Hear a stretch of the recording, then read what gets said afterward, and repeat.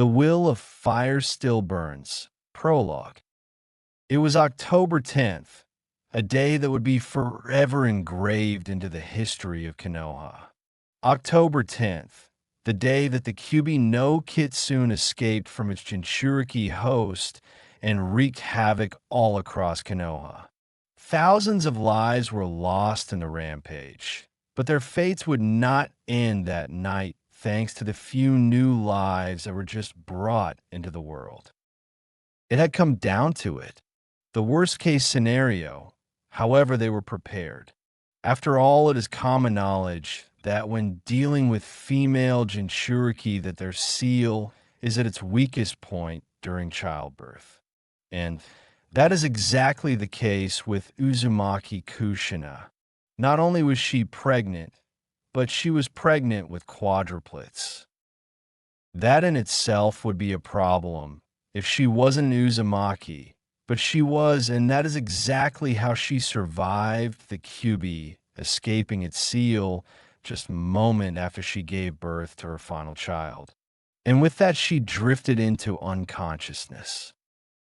Village outskirts. Namake's Minato, the Yondaime Hokage, was just waking up from unconsciousness. The last thing he remembered was sending away the Kyuubi's Baijidama with his most feared Justu, the Hiratian, and it blowing up a majority of the eastern side of the forest surrounding the village walls. After that, he warped away the Kyuubi and himself to the outskirts of the village. He remembered retrieving 3 of his 4 children from the hospital room where Kushina gave birth and setting up the altar for the sealing. After that, everything went black for Minato. After looking around and noticing that the area was almost completely destroyed, the young Hokage's eyes settled on the collapsed form of Sarutobi Hiruzen. Then his 3 crying children, each bearing an identical seal on their stomachs. Sandaime-sama must have knocked me out and done the sealing himself using the Shiki Fuin that I taught him in case of an emergency. Minato silently thanked Hiruzen for making the sacrifice so that he would be able to take care of his children and watch them grow up. He vowed to himself that he would do anything within his power to prevent his children from living the life that normal Jinchuriki live. Minato would make sure that they were seen as heroes of the leaf and treated like saviors. He picked up his still crying children and flashed to the Hokage Tower to announce to everyone that the Kyuubi was defeated because of his 3 children and deal with the council, while AMBU operatives collected the body of Hiruzen Sarutobi. The Yondaime's thoughts of that night would lead him through pain and suffering greater than the Kyuubi could ever cause, at the hands of the son that he had not once thought about that fateful night. Time skipped 9 years. Uzumaki Namake's estate. A young blonde-haired boy could be found in his small room on the 2nd floor. He was sitting on the windowsill, his eyes glued to the private training ground in their backyard. His eyes weren't interested in the training ground itself, however. They were fixated on the 5 figures within it. He moved out of the shadows and onto the rooftop so he could see more clearly and perhaps learn a few things that he could practice on his own later. After all, his parents had refused to teach him anything beyond unlocking his chakra at this point, while they still actively taught the boy's younger siblings. The boy's features could now clearly be seen. He had sun-kissed blonde hair in the same style as his father's, including the 2 jaw-length bangs and cold gray eyes. He stood at a height of 4 feet 2 inches, which was tall for a 9-year-old boy. However, the most distinguishing feature about this boy were small clumps of freckles that adorned his cheekbones. This boy was none other than Uzumaki Namake's Naruto. The Uzumaki Namikaze's compound was huge, to be blunt about it. It was as large as the Hyuga estate, which was right next to it, but there were a few major differences. One of them was that the Hyuga estate housed both the main family and the branch family, which equals around 100 people in total, while the Uzumaki Namikaze estate only housed 6 people. It was a large mansion with 5 bedrooms, a guest room, kitchen, 3 bathrooms, and an absolutely huge study/office where Minato and Kushina kept all of their jutsu and training methods. The second difference was that the Uzumaki Namikaze compound was comprised mostly of large training grounds, as most of the jutsu they practiced were quite destructive. But the estate didn't always look like this. No, this whole renovation with the addition of the training grounds were added at the requests of his siblings so that their training could be more efficient. Really, they were just jealous because someone named Hyuga Hinata said that their estate was bigger while Naruto's siblings were at the Hyuga estate to play. Speaking of the Uzumaki Namikaze siblings, if you concentrate on where young Naruto is staring, you'll find them along with their parents in the distance. Yes, they were quite a distance away, so far that most of the younger Hyugas would have trouble seeing them. Naruto had always been gifted with incredible eyesight. Why? Who knows? It is likely that the leftover Kyuubi chakra that he inherited when he was born from Kushina was concentrated into and melded with his eyes. At the training ground stood the Yondaime Hokage, dressed in his usual attire. Standing next to him was his wife Uzumaki Kushina. She wore a yellow short-sleeved battle kimono that stopped at her mid-thighs with spandex shorts underneath, black tights that reached above her knees, and dark blue shinobi sandals. Before them were 3 of their children trying, but failing miserably at tree climbing because of their terrible chakra control due to possessing the Kyuubi's In, Yang, and leftover chakra respectively. There was one thing in common with all 3 of Uzumaki Namikaze's siblings in the training ground. All 3 of them looked about 3 years younger than their older brother Naruto, even though they were only a few minutes apart. The reason why they looked so much younger than their brother was because of the demonic chakra sealed within them. It took a while for the Kyuubi's chakra to adjust to their own chakra networks, and even longer for bodies to adjust to the amount of power, close to 3 years.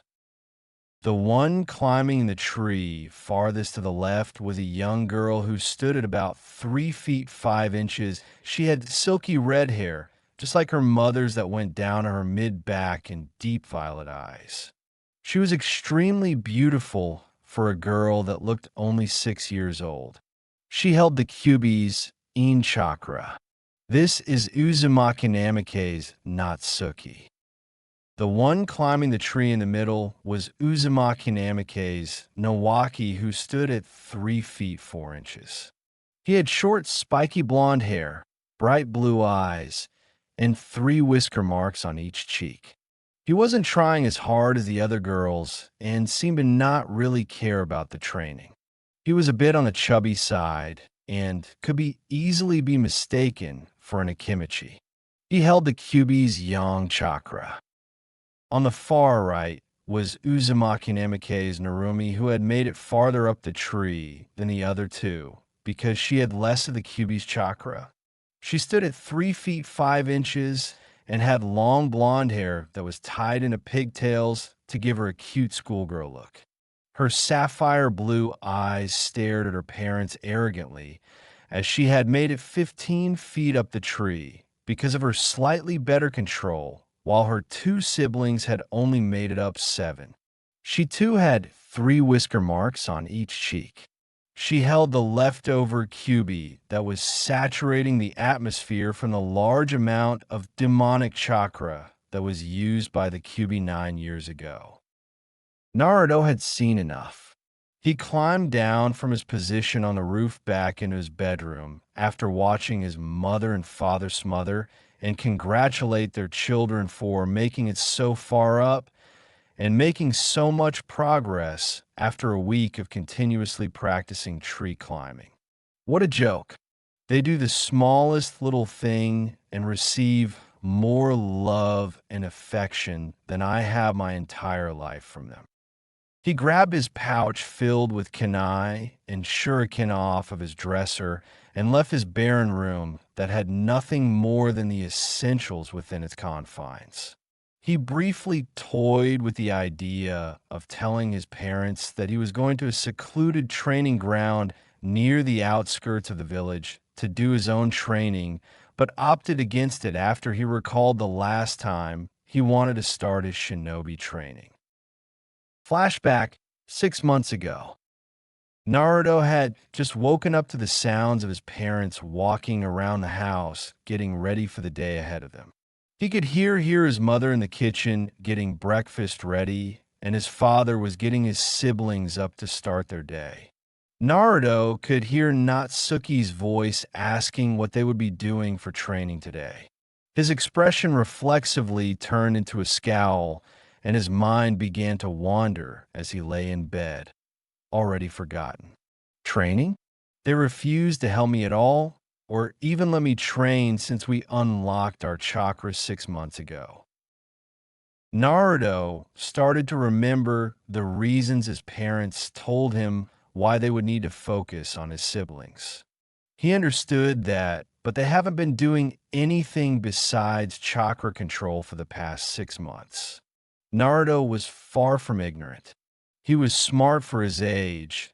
Some would even go so far as to call him a prodigy. So he could easily see the gap that their training was putting between him and his family. And he didn't want that. Our young prodigy hadn't just been laying around all day while the rest of his family trained. He was training too. He noticed early on that, after breakfast, his mother and father would take his siblings to one of the farther away training grounds to train. They would spend all of their time there until lunchtime came around, and they came back, with the exception of his father, who made his way to the Hokage Tower for his duties sometime before then. Naruto would use this window of time to head into his father's study and find a chakra control exercise to train on until his family came back to the house. He had already mastered leaf concentration, leaf spinning, and kunai balancing. He had found out that even with his naturally large reserves, being an Uzumaki, he had naturally good chakra control, which made the exercises that much easier for him. He had also already learned how to preform what most people call the Academy 3 jutsus. Those particular jutsus being the hinge, kawarimi, and bunshin. He found them by accident when looking around in his study and decided to give them a try. He had learned them relatively easily.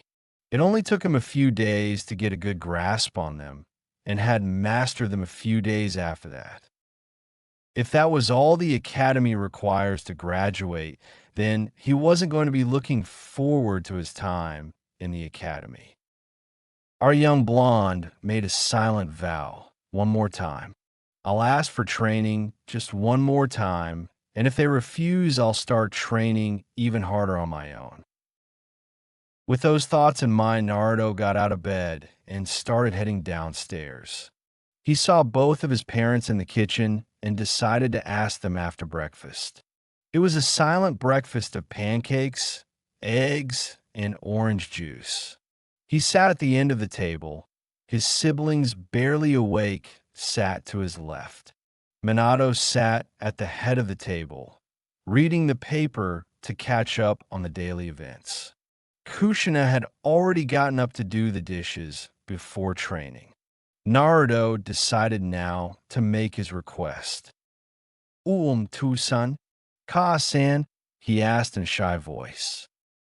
Both of them looked towards the voice, wondering when he had arrived at the table. Minato glanced up from the newspaper and gave Naruto a curious look before returning back to his paper.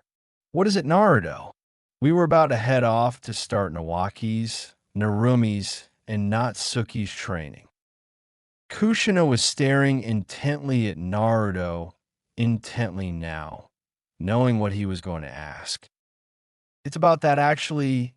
I was wondering if you could start training me to be a shinobi too, just like them. Naruto ended hopefully. His siblings were paying close attention to the interaction going on between their parents and their older brother. Minato and Kushina both gave him a frustrated sign, knowing he wouldn't like the answer. It was Minato who responded, Naruto, you know exactly why we have to train them early. If we don't, they could lose control of themselves and hurt a lot of their classmates once all of you start going to the academy. Besides, we promised you we would only teach you the basics, and we did by helping you unlock your chakra a few weeks ago. The rest you will learn at the academy. Naruto started to get upset at those last few sentences, but the last time you helped me was 6 months ago. I know you have to help them because of the Kyuubi chakra, but all clan children start learning before they go to the academy. Minato was also starting to get a little worked up, but before he could get a word in, Kushina decided to interject herself into the argument. No buts. Kushina replied heatedly. You'll learn chakra control, basic jutsu, and taijutsu at the academy. Naruto was about to respond, but he was cut off. You will listen to your father. He is the Hokage. He knows what's best for you. And he said no, and that's final. Now go to your room and think about what we've said. Kushina yelled, her temper getting the best of her. Naruto didn't say another word. He just did what his mother asked and headed up the stairs to his room. His siblings looked on at the scene with either a confused or a sad look on their face.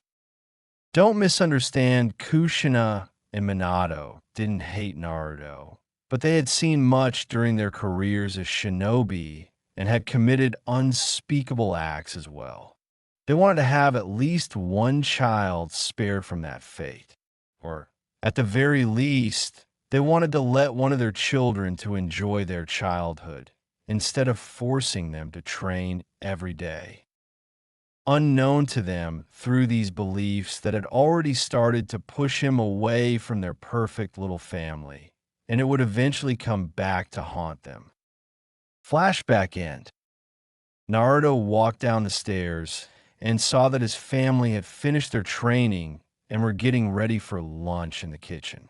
He sighed, hoping they wouldn't ask where he was going. He walked through the kitchen with them, ignoring his very presence. His brother and sisters were dead tired, their form completely slumped over the kitchen table. His mother was the only other one in the room. She was facing the counter, preparing some sandwiches for his siblings after their long day of training. He took this as the perfect opportunity to take his leave. He rushed to the front door. Mom, I'm going over to Hannah's. And with that, he left.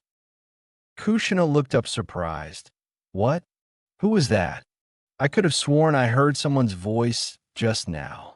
She looked over confused to see 3 of her children resting their tired forms on the kitchen table. I feel like I'm forgetting something, or maybe someone. She decided to dismiss that thought for now and went back to preparing lunch. Naruto stood in a secluded clearing not too far away from the Uchiha compound. He liked this place because it was quite the distance away from the other compounds, the park, and the heart of the village.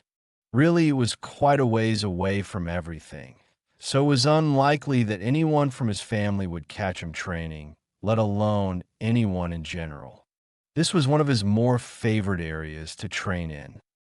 For what I saw, Kasen used her chakra to walk up a tree. This is probably the tree walking exercise I read about in Tucson study.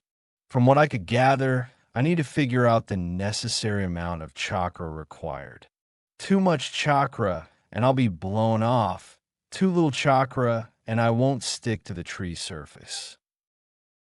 He looked at the tree, determination shining in his eyes, and drew a kunai out of his weapon's pouch to mark his progress. He began gathering chakra at his feet and sprinted towards the tree. A teenager of about 18 years of age had been sitting high in a tree above the clearing watching our young blonde making astounding progress with tree walking. He had untamed, wild, and somewhat curly black hair. He wore a black long-sleeve shirt that was common among Konoha shinobi attire and a dark green Jounins vest. His hataye was tied around his forehead, spiking up his hair even more.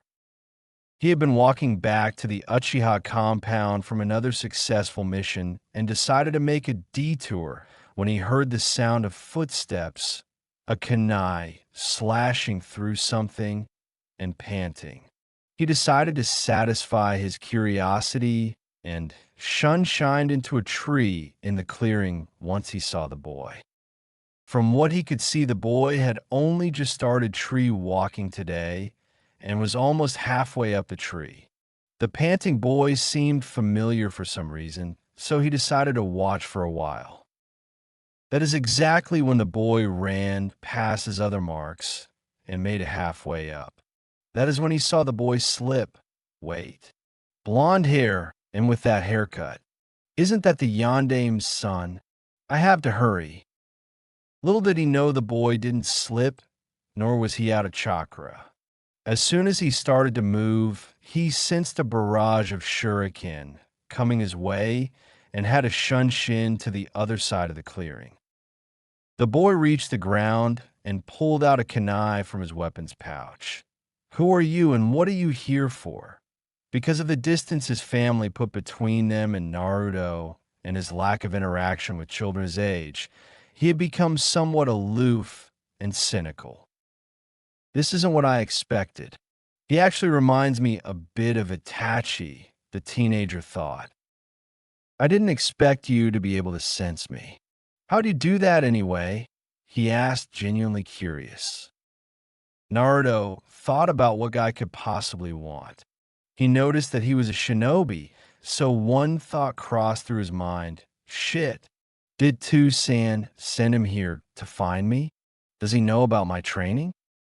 He figured that he should just play along for now. I suppose I'm somewhat of a sensor. I was able to sense you the moment you arrived in this clearing. I answered your question. Now it's your turn to answer mine.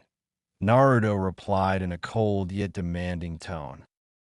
Yep, definitely reminds me of Itachi. Teenager mused to himself as he activated his Sharingan and smirked. You're Naruto, right? The name Shisui Kid, Uchiha Shisui. I was on the way back to the Uchiha compound when I saw you training. Why are you out here anyway? Shouldn't kids your age be at the academy? Shisui noticed that his emotionless look turned into a scowl. I'm not enrolled in the academy, and I won't be given a chance to for 3 more years. The raven-haired teenager's curious was immediately replaced with one of confusion after he had processed the information and tried to come to a conclusion based on that statement. Why is that? Most children from clans join the Shinobi Academy after they turn 9 years old. That is, unless they are specifically being groomed and trained for the duty of the clan heir.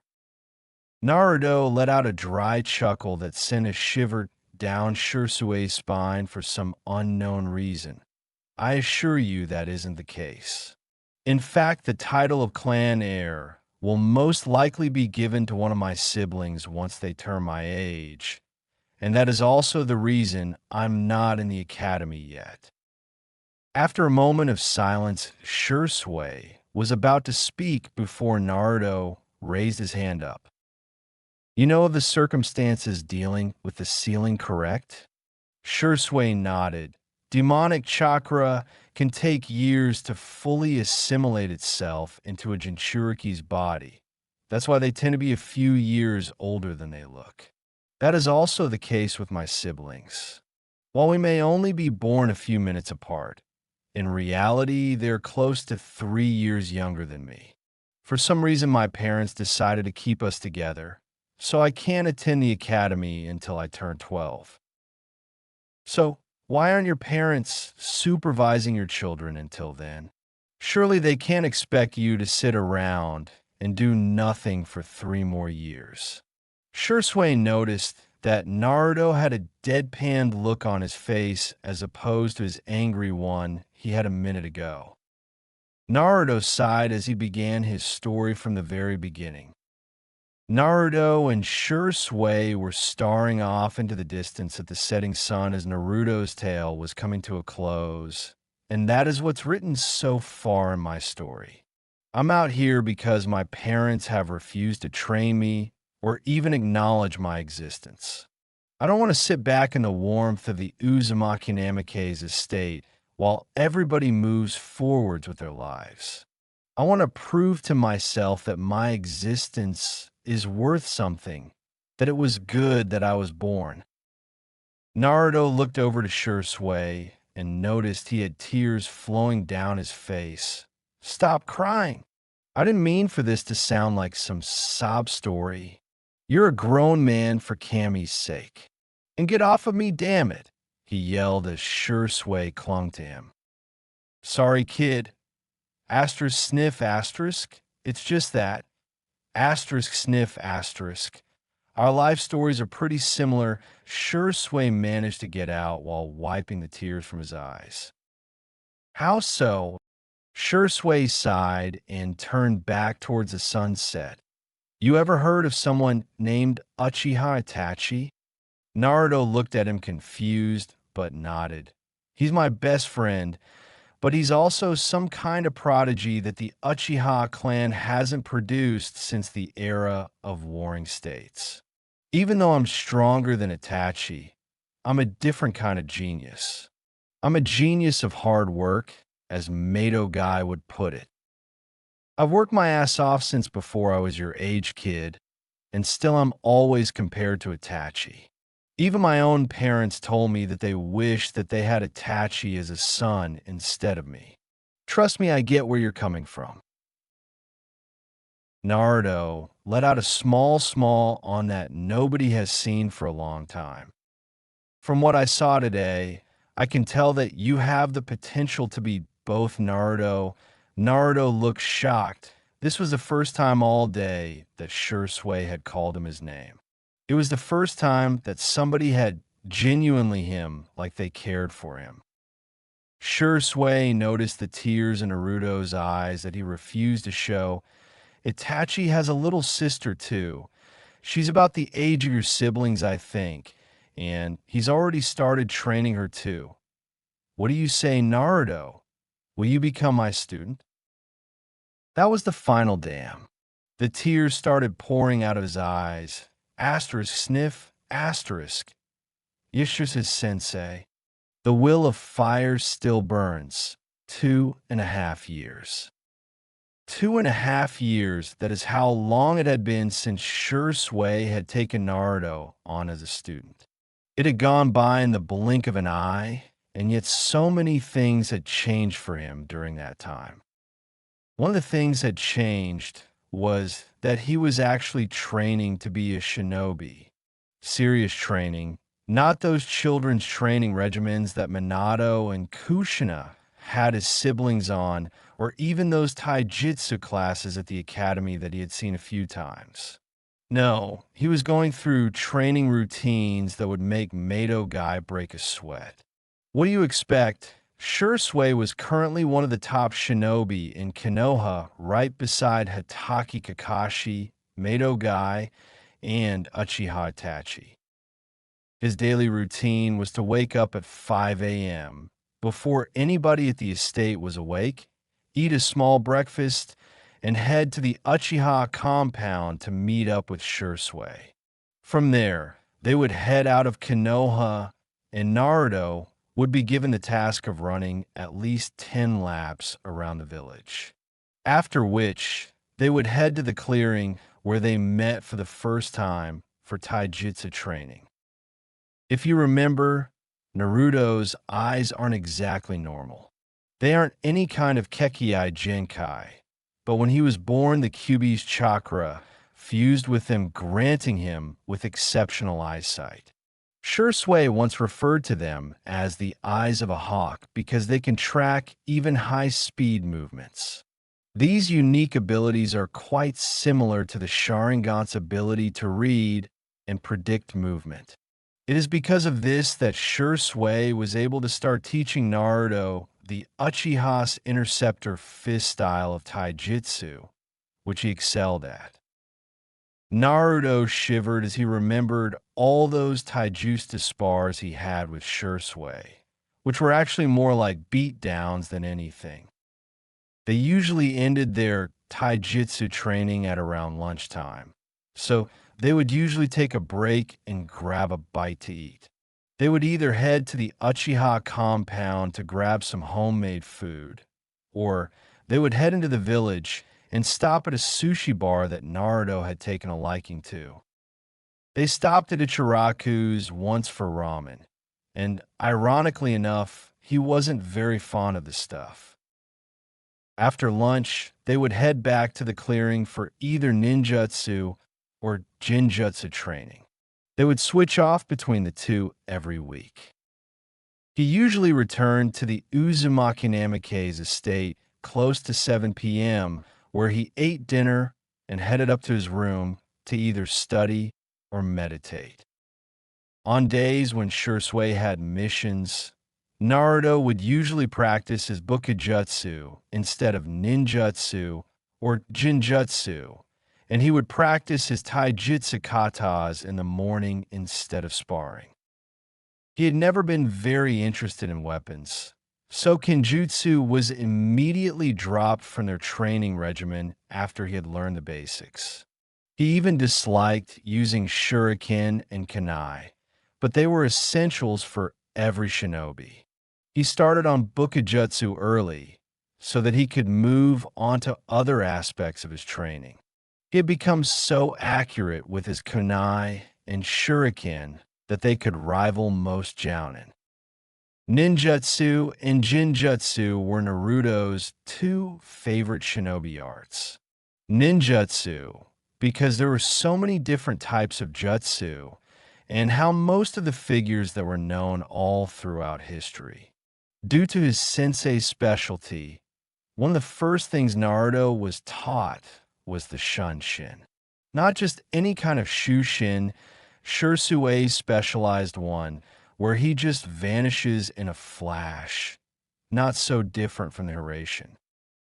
He loved Jinjutsu because the possibilities were almost limitless.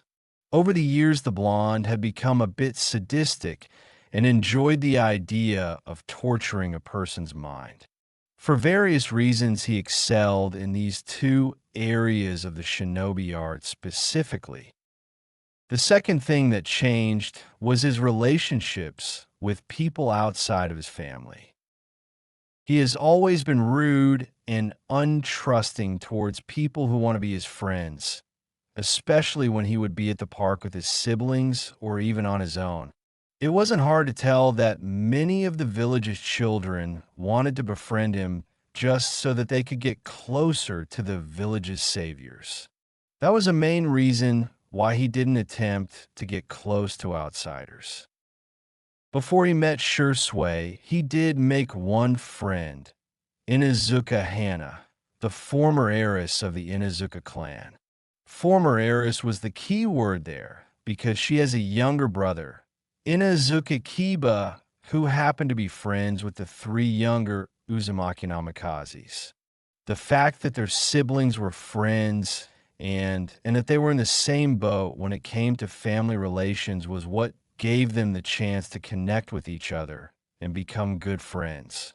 In a family dominated by alpha males, females are often looked over by their family to raise the perfect leader of a pack.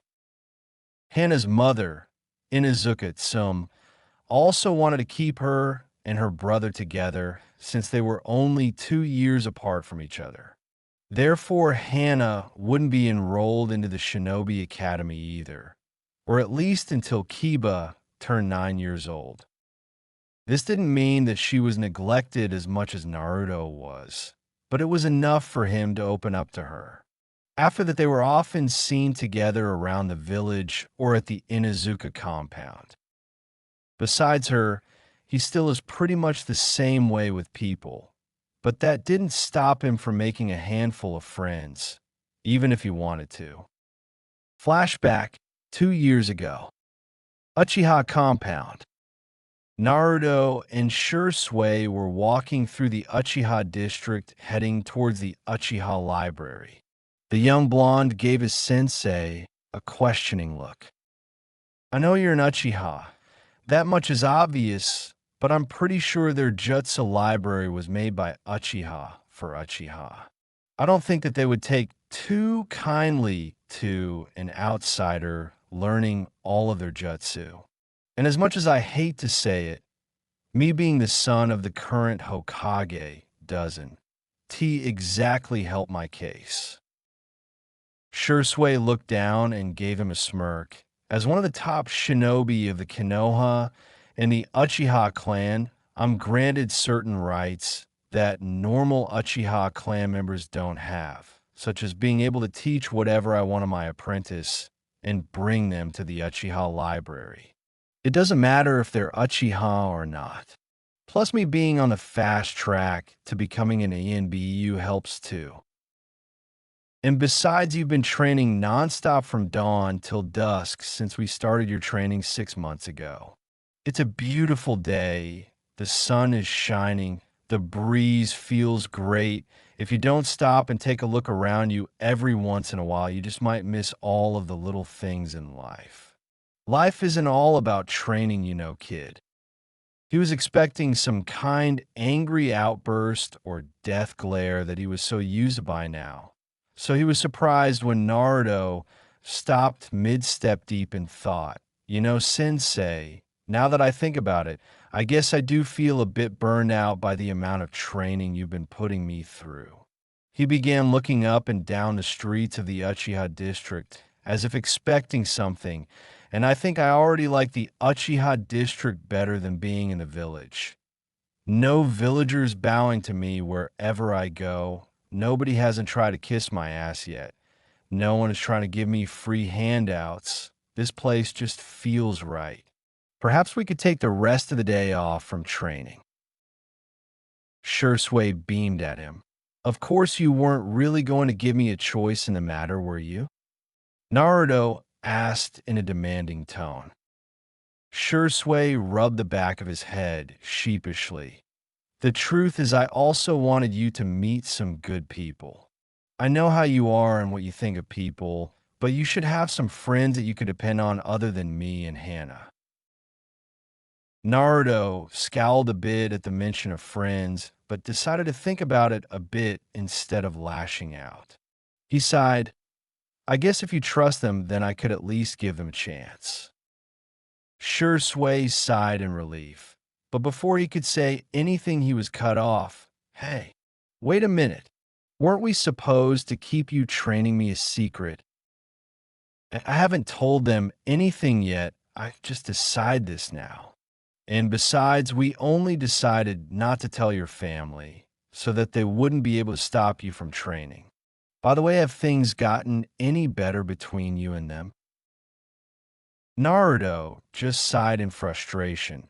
No, in fact, they've gotten worse now that the training has gone to Nawaki's, Natsuki's, and Narumi's heads. They act like a bunch of spoiled brats that make me want to use my strongest katan jutsu just to set the mansion on fire and hope they burn inside. Shisui's sweat dropped at the evil smirk on his face. Maybe you should stay at my place tonight? Naruto just nodded. The rest of the trip to the library was spent in silence. They made it into the library with only a little hassle, After explaining their relationship to each other, they were allowed to pass. Naruto ended up picking up a few katan jutsus that were favored by Madara Uchiha and some more intricate scrolls on Jinjutsu. Shisui had tested Naruto's elemental affinity about 2 months ago and was surprised by the results. After giving him the piece of chakra paper and telling him to concentrate chakra into it, the paper split in half.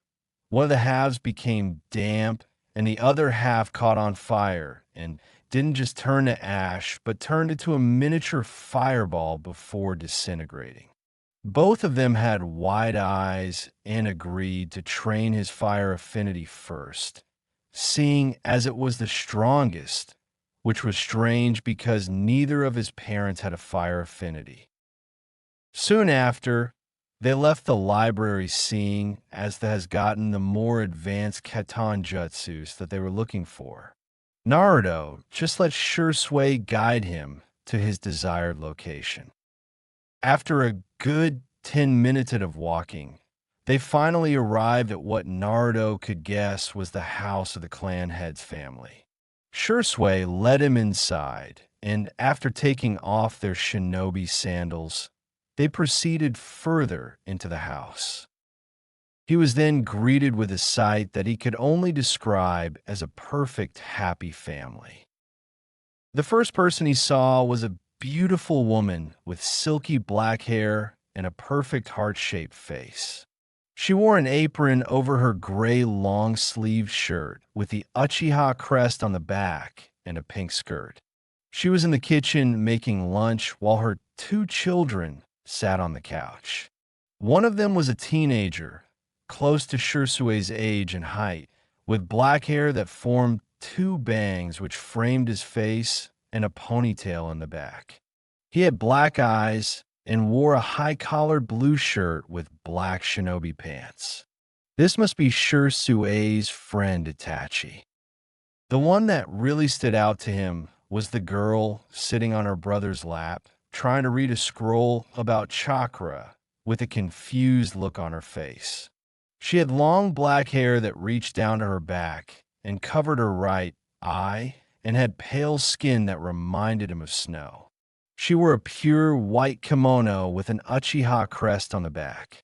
She looked about 6 years old, and this must be his little sister, Natsuki, that Shisui told me about. Hello, everyone. Naruto heard Shisui call out before he was smacked in the head with a wooden spoon. How many times have I told you not to yell in the house, Shisui? The woman yelled. Well, you really have hit me with that damned spoon, Mikoto-san. Mikoto just smiled. I wouldn't if you would listen for once. Naruto smirked at his sensei being scolded like a child. And who might this be? Itachi and his sister looked up, now paying attention to the other new arrival. Yes, that's the reason we're here. This is my apprentice Naruto. Itachi chose this time to move off of the couch and speak up. Apprentice? When did you take on an apprentice? Did Hokage-sama assign you one? No offense, but you really don't seem like teaching material. Shisui puffed his cheeks out like a child. Oi, I'll have you know I'm a great sensei. Right, Naruto? Naruto. Shisui looked over to where Naruto was and noticed that Natsuki had gotten up from her seat on the couch and was now playing with Naruto's hair. He noticed Naruto's twitching eyebrow and burst into laughter. Naruto gave him a dark glare. I will kill you slowly and painfully, Shisui. Yeah. Anyway, it looks like she's taken a real liking to you. Kami knows why the little devil girl hates me. Natsuki stopped playing with Naruto's hair to respond to Shisui. I'm not a devil girl.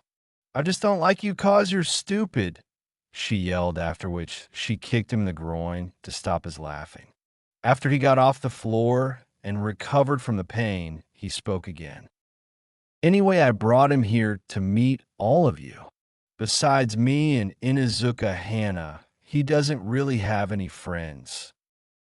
Makoto and Itachi both look surprised, but Itachi is the one who responded, "What do you mean, Shisui? Isn't he Hokage-sama's son? I would think that being the son of the Hokage would make plenty of children want to be his friend." Naruto looked at Shisui, who nodded. About that." Naruto then proceeded to tell all of them his story, the same one that he told Shisui 6 months ago. Itachi and Makoto both looked shocked, and Satsuki just looked confused.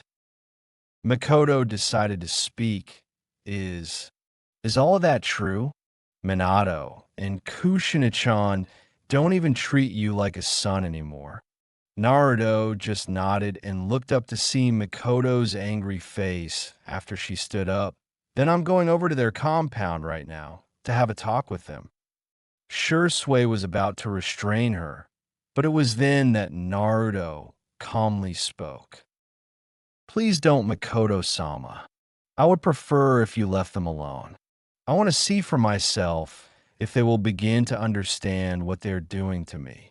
If they're just so overwhelmed with their other 3 children that they continue to push me away, even after all of my efforts to become closer to them, or they just don't want to take the time to even think about me. Whatever the outcome, I don't want it to be altered by anyone from the outside.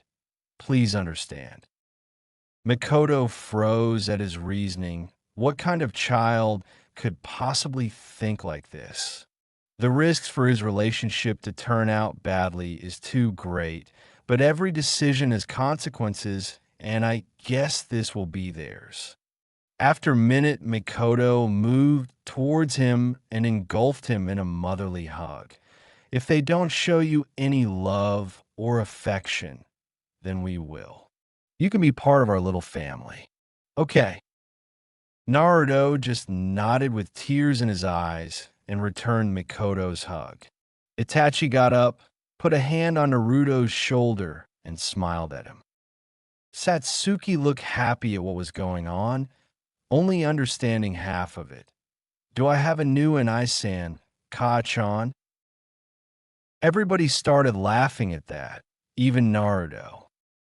Shisui was watching the whole scene with a smirk on his face, succeeding in what he came here to do. Flashback end. Uzumaki Namikaze's compound. Naruto had just woken up from his room in the Uzumaki Namikaze's compound. It needed to be specified because over the last 2.5 years, Naruto has spent most of his time at the Uchiha compound, sometimes even going as far as eating dinner and staying the night in Satsuki's room. They are not in an intimate relationship in any sense of the word, but over the past few years, she had grown rather attached to her Naruto and Naruto had grown to see her as more of a sister than his actual blood-related family. Speaking of family, they had grown even further apart over the last few years. Both Natsuki and Nawaki had both gone into one-tailed states before and lost control of themselves, destroying most of the training ground they were at in the process. That only resulted in their parents paying even closer attention to them, and not just during training.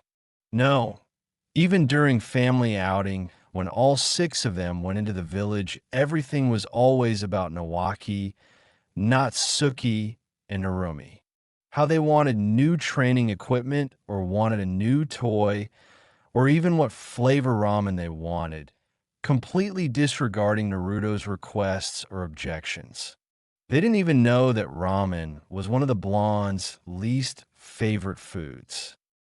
Naruto leisurely got out of bed and got dressed. After all, it was his day off from training. He opened his bedroom door and walked downstairs. Naruto noticed that it was about 9 a.m., so his family should be finishing up breakfast and leaving for their morning training. It was these observations that brought him back to his thoughts on his family. The first was his father. He almost never had any contact with Minato anymore. Naruto usually left the house early in the morning to spend the day at a friend's house, or at least that's what he told his parents when asked. And Minato spent most of the time either training Naruto's siblings or at the Hokage Tower doing his usual duties. Naruto usually saw him at dinner, but he usually just talked to Kushina or his other three children how their training went. His thoughts then drifted to Kushina. The situation with her was pretty much identical to Minato's. Although because of her highly annoying temper, in Naruto's opinion, she often scolded him for being late or for missing dinner. This often ended with her asking Naruto why he couldn't be a perfect child like his siblings. This normally should have left a pain in his chest, but he stopped caring about such childish remarks from them a long time ago. The next was Nawaki. Now, this little cockroach was someone Naruto could say he truly hated.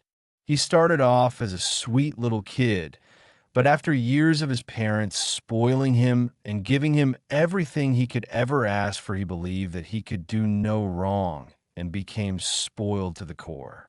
He believed that he was Kami's gift to world, not to mention his superiority and god complexes.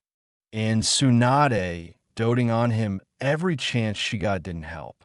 Due to this, he became lazy and expecting everything to hand it to him. Tsunade completely adored Nawaki and even gave him extra training. This was all because Minato and Kushina decided to name him after a brother who died during the Third Great Shinobi War. Speaking of Tsunade, Naruto had not once even spoken to her. Next was Narumi. She often bragged about how she was getting training and Naruto wasn't. She believed that she was better than everybody else just because she was a Jinchuriki. The foolish girl had no idea how Jinchuriki are usually treated. Narumi was a daddy's girl believing that he could do no wrong, and that's why she thought of Naruto as the loser of the family, because he was the only one not being trained. Natsuki was an odd case. She used to be a little brat, but now she just seemed indifferent to him. She had some kind of high and mighty holier-than-thou personality, which he found annoying, but at certain times he could believe that she cared for him. "Oh, Naruto, you're usually gone by this time." It was this voice that broke him out of his thoughts. The rest of his family was standing by the door, getting ready to go to one of the training fields. It was Kushina who had spoken to him. Naruto looked at Kushina and then headed towards the refrigerator. "I had nothing to do today, so I thought I'd sleep in for a bit. He's been awfully cold to us lately. Perhaps if we let him join training today, he'll smile a bit." Kushina thought, "Naruto, why don't you join us for training today?" The whole room went silent. Everyone had different thoughts. Did she really just say that? After 2.5 fucking years, she asks if I want to join training for the day. How would a joke? What's your game, Kushina? Why should someone like me have to even share a train ing ground with pathetic trash like him? Were Nawaki's thoughts. Narumi's hands clenched in a fist. I thought he was supposed to be some loser who wasn't even supposed to be a shinobi, and now you want him to train with us, Kachan. Natsuki's emotionless face cracked a small smile. Oni-sama is finally going to train with us. It has been so long since I've been able to spend time with him. Maybe Kachan and Tusan will even let me spar with him. It was Minato who decided to voice his thoughts. Are you sure, Kushina? I mean, Naruto hasn't had much training before, and we need to concentrate on the others in case that they lose control of the Kyuubi's chakra. Kushina had a thoughtful look on her face for a minute.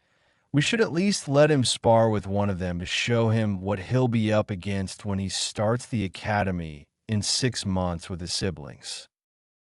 Naruto gained a tick mark on his forehead. You're the ones who refuse to teach me anything and forbid me from training until the academy. And besides, I have been training. I've even defeated a few Chunin from the Uchiha clan in sparring matches. Minato was silent for a few seconds. Okay, how about we let him spar with Natsuki? Natsuki had a happy look on her face. Yes, yes, yes, yes. Naruto could only groan, seeing as there was no way out of it. After his breakfast, they all headed out the door to one of the larger training grounds closer to the compound walls. Once they got there, Naruto and Natsuki moved toward the center, about 15 feet apart from each other, as everybody else moved towards the side. Minato decided to set the rules for the match. This will be a straight taijutsu match. There will be no use of ninjutsu or jinjutsu under any circumstances. The match will end when I call it, or when either one of you are unable to continue. Do you understand? They both nodded.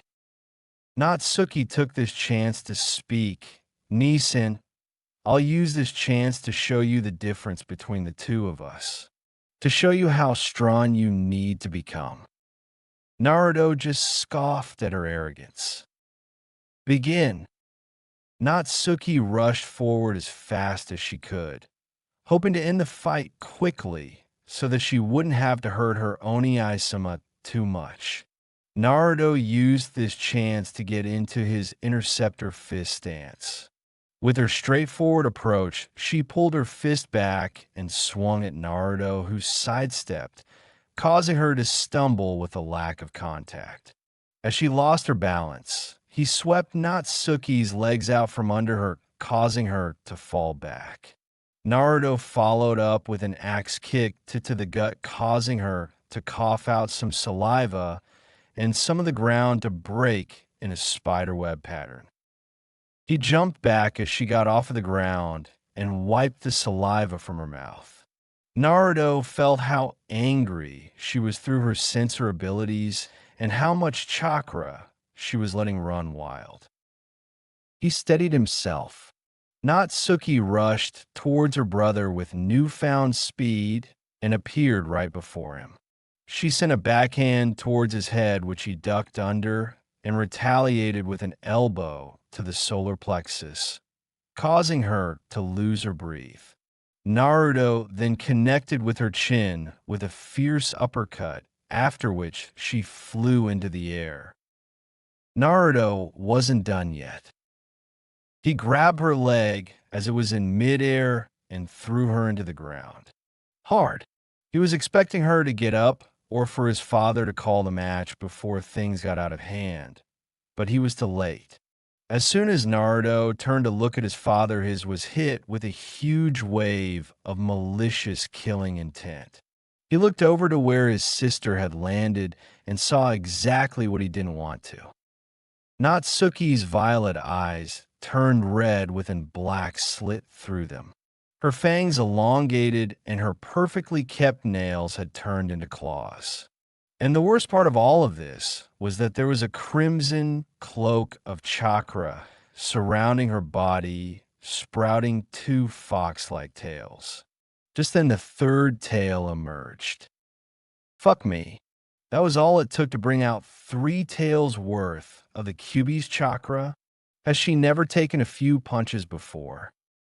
Before Minato of Kushina could even move to suppress the Kyuubi's chakra, she disappeared in a flash of pure speed and reappeared right in front of Naruto. He barely even had time to move before she stabbed him right above the eye with one of her claws and dragged it down the length of his face, which sent him stumbling back. She jumped forward, grabbing his body. One of her claws wrapped around his right hand, with the other grabbing his right calf. The sinister chakra started eating away at his flesh within milliseconds of her touching it. As quick as Natsuki grabbed him, she threw him into the ground, the impact creating a small crater. She rushed towards the middle where he was and hazed on of her claws. Her aim was to cut him in half vertically, but Naruto managed to move his body to the left a little, causing her to miss, and instead slash through almost the entire right side of his body from shoulder to his abdomen. It was then that chakra chains erupted from the ground, restraining all of her limbs, as Minato appeared in front of her and attached a pre-written seal on her forehead. The Kyuubi's chakra receded and she fell to the ground, unconscious. Then Minato looked down at his son's body and his eyes widened. Naruto's right side of his face was covered in blood with a jagged slash mark through his right eye. The flesh surrounding his hand and calf were completely burned off, and the wound that really worried him was the largest one. The right side of his torso was almost completely severed from the rest of his body. The time from when Natsuki sprouted her third tail to when her chakra was suppressed was about the span of 6 seconds. There were small patches of flames on the injured parts of his body that looked like they were trying to heal him somehow, which made Minato curious. But he looked up and saw his son gushing out of his body and slowly started to drown, and it made Minato forget that thought. He heard Naruto groaned and grabbed him and Natsuki before flashing to the hospital, leaving his wife with a horror-stricken face while his other son and daughter emptied their stomachs onto the training ground with the sight of their brother and the amount of blood. Konoha Hospital. After seeing the condition that Naruto was in, he was immediately rushed to the emergency room to be operated on by Tsunade. He may not have liked the woman much, but she was a damn good doctor. With the condition Naruto was in, he should have been unconscious due to the amount of blood loss, but he had been awake for the last 3 hours. He was even awake when Minato dropped him off at the front desk, and he was taken away on a stretcher while his father went with another nurse to take Natsuki to another hospital room. I can't blame him this time, I suppose. He's, probably checking to make sure the seal is still holding up. Naruto now understood a little bit better why his parents were so focused on his siblings, but then his face contorted with rage. But I almost just died. Probably already finished checking up on her. The least that they could do is be here for me. Just because I understand doesn't mean that I have to forgive. With those thoughts, he drifted into unconsciousness. The will of fire still burns. Reincarnation and Prophecies. Hokage Tower. It was a beautiful day in Kanehagakure no Sato. After all, they were living at a time of peace. Every day was beautiful. The sun was shining, birds were chirping, and there was a relaxing breeze that just made you want to take a nap under one of the bountiful trees that Konoha was so famous for. It was almost like any other day in the village, almost. Namake's Minato was not having a good day. Everything had just started out with a simple spar, but the first thing that had gone wrong was that Kushina had asked Naruto if he wanted to train with them for the day. Of course, Minato was against it at the time, but if he had voiced his opinion, would have probably been on the under end of Kushina's temper and most likely a beating. The next was that Naruto was actually winning the spar when they hadn't trained him while their daughter, who had gone through daily training for the past 3 years, couldn't even touch him. That brought up more questions. How could he be so advanced in taijutsu already? Has he been training all this time? No. Naruto isn't smart enough to know how to train on his own properly. He probably just picked up a few things from watching his friends. Minato thought for a minute. Who were his friends again? Well, that's right, he usually spends time with Inuzuka, Kiba's older sister. But it looked like he was using the Uchiha's interceptor fist. Fugako has a younger daughter, doesn't he? Perhaps Naruto is friends with her. Yes, that has to be it. His thoughts on Naruto ended there and were brought back to his daughter. This had been the second time that she had lost control in the past 6 months. In reality, none of his children were even relatively close to being able to control or even use the Kyuubi's chakra without going berserk and trying to destroy anything in their paths. They had been training their children to try and control the Biju, but it looked as if that were never going to happen since none of them inherited their mother's chakra chains yet. What went wrong? It was just a taijutsu spar. She shouldn't have even been using churka, let alone the Kyuubis. Do they need more training? They can't lose control of themselves every time they take a few punches. I knew we shouldn't have let Naruto train with his siblings. We needed to be focusing solely on the others so that situations like this don't happen. He couldn't help but remember the scolding he got from Kushina when she arrived at the hospital, and he couldn't even tell her what condition Naruto was in because he was checking on Natsuki's seal.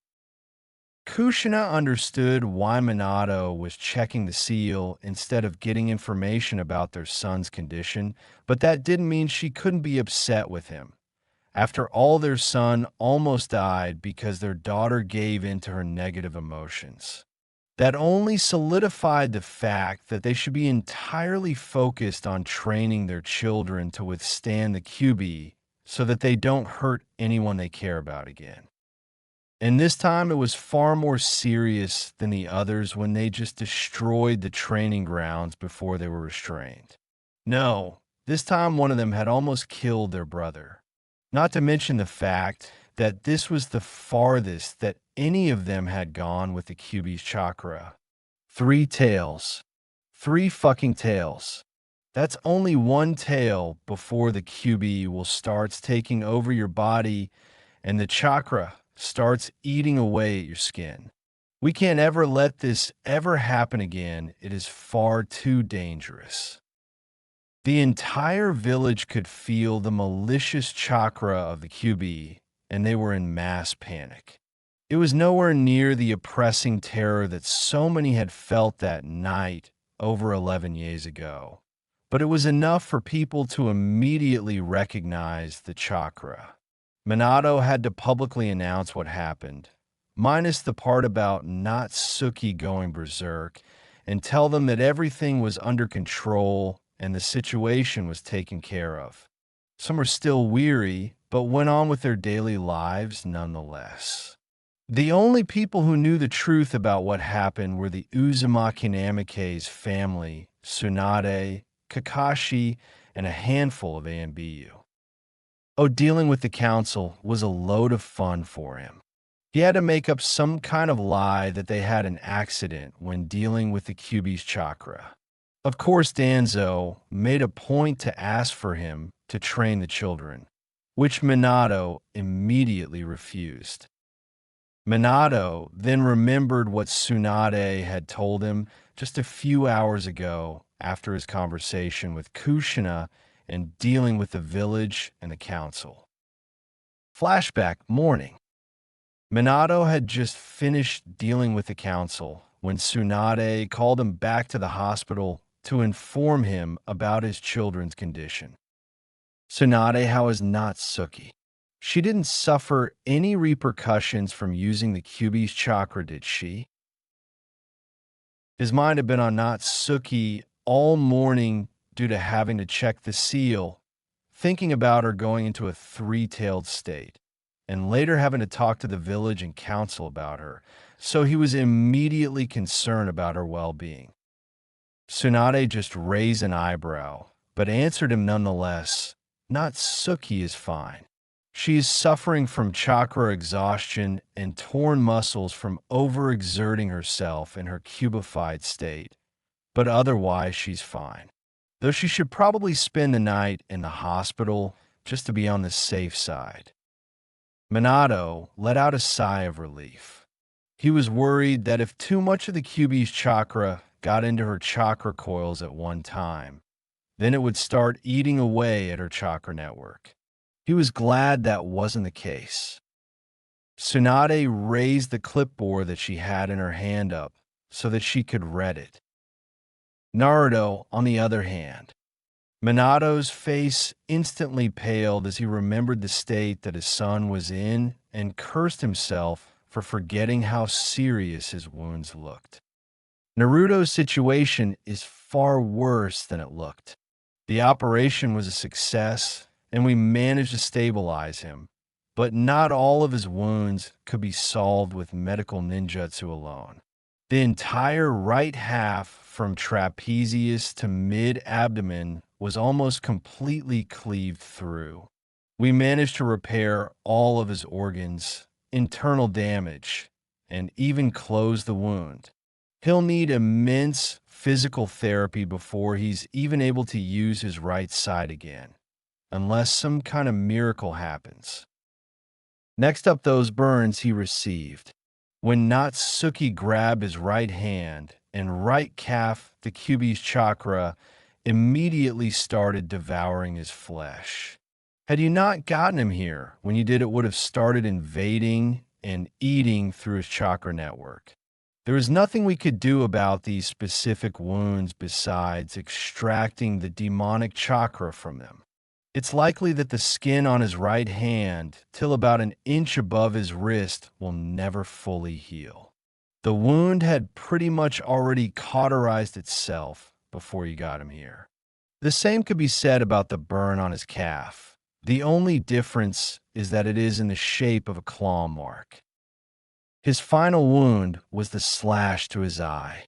This wound was specifically difficult to operate on. When Natsuki's claws slashed straight through his eyeball.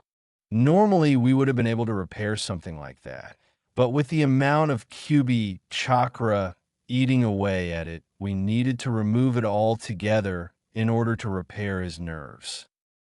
Minato was speechless at the amount of damage that was done to his son's body. He gulped. Will he be able to recover? Is he awake yet? Theoretically, he should be able to make a full recovery when he wakes up, but there lies the problem. He's in a coma. We don't know when he will wake up, or even if he will wake up. A look of shock was evident on Minato's face. He didn't even ponder the possibility that Tsunade wouldn't be able to solve all of the young Hokage's problems and that they wouldn't walk out of the hospital one big happy family, or at least in Minato's mind. Little did he know what was going on in Naruto's mind as they spoke. Flashback end. Naruto's mindscape. What the hell is going on? The last thing that Naruto remembered was being operated on in the hospital, losing consciousness, and then flames. An enormous amount of flames, then feeling dizzy and waking up in this war-ridden wasteland in a body that wasn't his own. It felt like he was seeing everything from the perspective of another person. He would do everything that that person did. It would feel as if it were himself talking as this person spoke. He could even hear this person's thoughts. From what he could gather, he was in a different time period within his own mind. A time long before the formation of the hidden villages, or even before the time of the era of warring states. This was long before then. This was an era when only 3 people could wield chakra. The first was this man's mother, Otsutsuki Kagaya. The second was his brother Otsutsuki Hagoromo, and the third was his other brother, Otsutsuki Himura. The man's body that he was trapped in was known as Otsutsuki Ace and was the only one of Kagaya's sons born without the body to wield chakra. From what Naruto could understand from the thoughts of Ace and the conversations he had, Kagaya was the progenitor of chakra. They gained this ability by eating a strange fruit that she had picked from the Shinju tree. Naruto found it strange that a fruit was the cause of chakra that every person possessed in his time, but quickly became used to the idea as he had seen stranger things happen. It was that Ace got up and looked in the mirror. What Naruto saw surprised him greatly. Ace's reflection looked like an older version of his own. The first thing that Naruto's noticed were freckles in the same area as Naruto's, on his cheeks in small clumps just under his eyes. Naruto had always found them childish. It was odd. Nobody in his family had freckles, and yet somehow he had to have inherited them from somewhere. The next thing he noticed were his eyes. They were the same shade of coal gray. This wasn't too surprising, as it wasn't exactly a rare color. But it was odd. Ace's mother had the Byakugan and the Rinnegan. So did his brother. While his other brother had the Rinnegan. Even if Ace didn't possess chakra, he should have at least inherited an inactive Byakugan or something. Then he saw his hair. Ace had naturally parted pitch black hair that framed his face and refused to cover his forehead. It was coarse and wave and fell down to the bottom of his neck in the back. It was reminiscent of Naruto's own hairstyle when he didn't purposely spike it up into his father's hairstyle. Naruto's face was more angular though, similar to his father. Ace wore knee-length black shorts with an orange eyelet-studded belt and a button-up pale yellow shirt.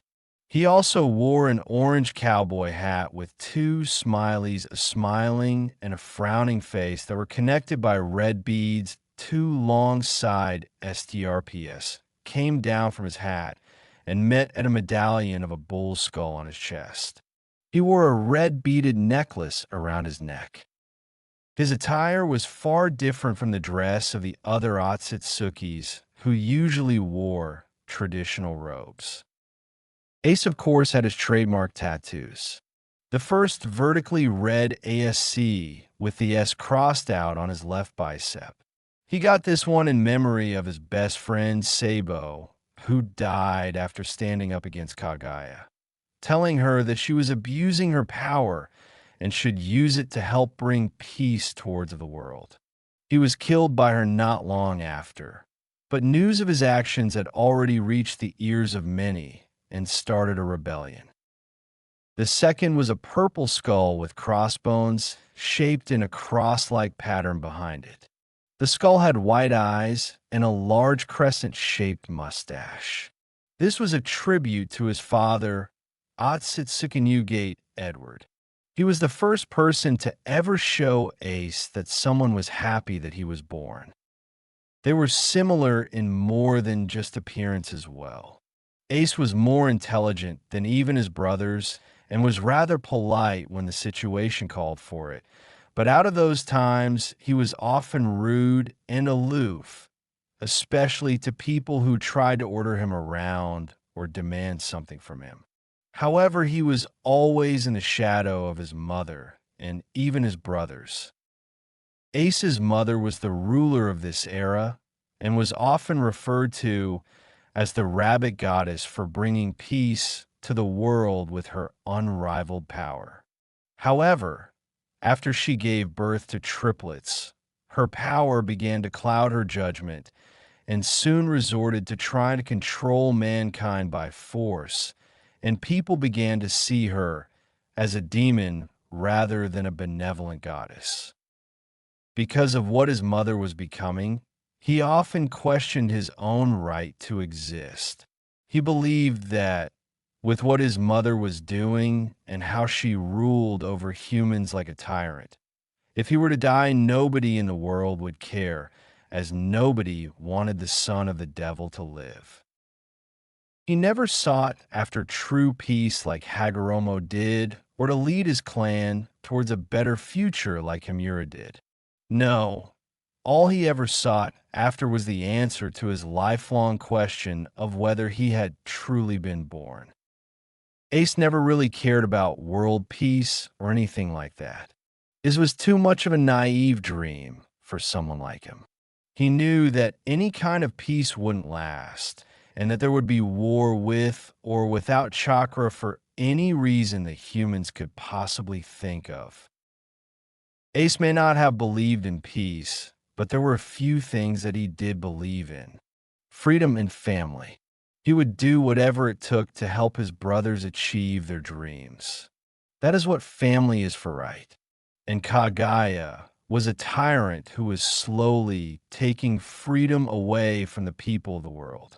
These were two things that Ace would willingly fight and die for. He knew that Kagaya that was close to finding them, but he was going somewhere where he knew that he would find answers, the Shinju tree, where his mother attained this power. He had read a legend recently that only once every millennium would the tree bear a true chakra fruit. However, this legend also stated that 2 decades after the first chakra fruit would be eaten, 5 more would be formed, though these 5 wouldn't be as strong or as versatile. The 5 fruits each contained a specific element, and once eaten, could even give the user the power to turn into that element. Only one person would be able to eat each fruit, though. The fruits were supposed to make the user intangible, which would make any person seem like they were invincible. But he knew that wouldn't be enough to stop his mother. He would need the help of others along with his brothers. He had finally made it to the tree and saw the 5 strange-looking fruits hanging from several different branches. She had always been extremely protective of that tree, so he had to hurry. She never wanted anyone to have that kind of power besides her. He climbed up it and reached for an orange fruit with flame-like markings covering the outside. He gulped and took a bite.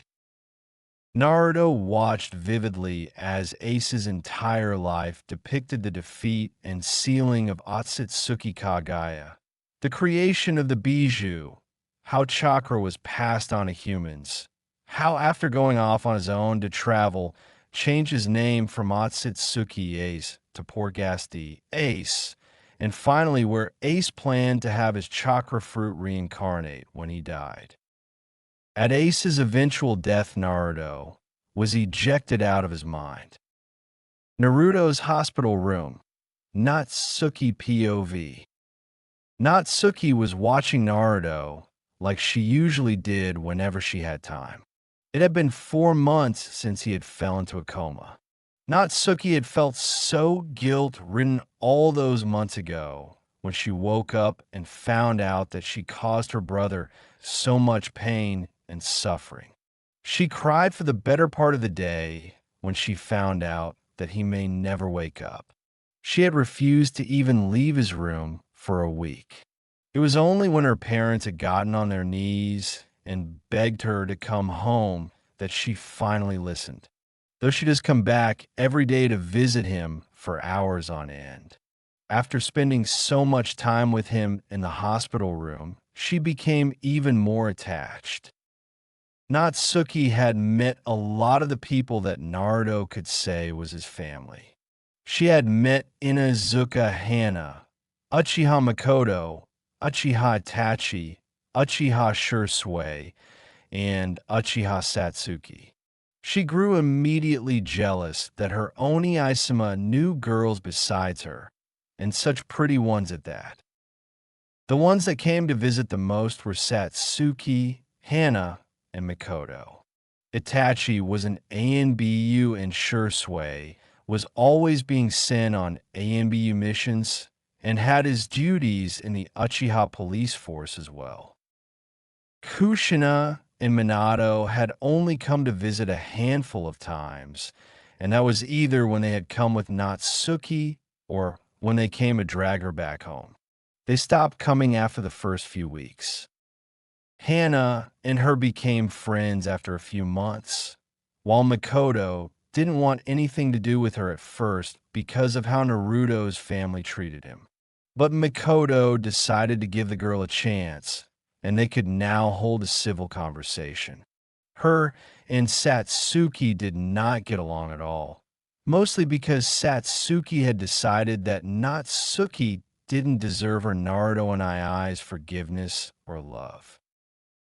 For anyone watching the two, they would just see a catfight between two little girls with huge brother complexes. Natsuki brought herself out of her thoughts and stared at the motionless form of her brother. She had a sad smile on her face. Oni-sama, I hope you wake up soon. Hokage Tower. Minato was sitting on his desk, finishing up all of the paperwork that had accumulated over the week due to spending so many hours training his children. They had really focused more on using the Kyuubi's chakra so that they wouldn't lose control should it ever try to take them over like what happened to Natsuki. Even Nawaki had actually trained a little more. A little. He was still lazy and refused to do much hard work, but it was better than nothing. Minato had noticed that Natsuki was getting even more depressed as the days went on. She still blamed herself for what happened to Naruto and would spend most of her time in his hospital room. At first, he was concerned with Nawaki's and Narumi's lack of concern about Naruto, but he later put off the thought, thinking that they were probably greatly disturbed with the amount of blood they saw and didn't want to see their brother in that condition. He was half right, their minds were scarred from the amount of blood, but they wouldn't ever really put any thought into Naruto's condition. He had been busy the last few months. He could barely make any time to spend with his children. Tensions were rising within Konoha, and if something wasn't done, it could spell the end of Konoha as he knew it. From the spies that he had in the Uchiha clan, he had found out that they were planning a coup d'etat. If they went through with it, could cause a civil war within Konoha, which would give other nations a chance to invade and overtake the village. It was the worst-case scenario. Minato knew he had to do something, but for now, he would be patient and see if they could come to a peaceful negotiation. The Uchiha were one of the founding clans of Konoha, but over the years they had lost power and influence.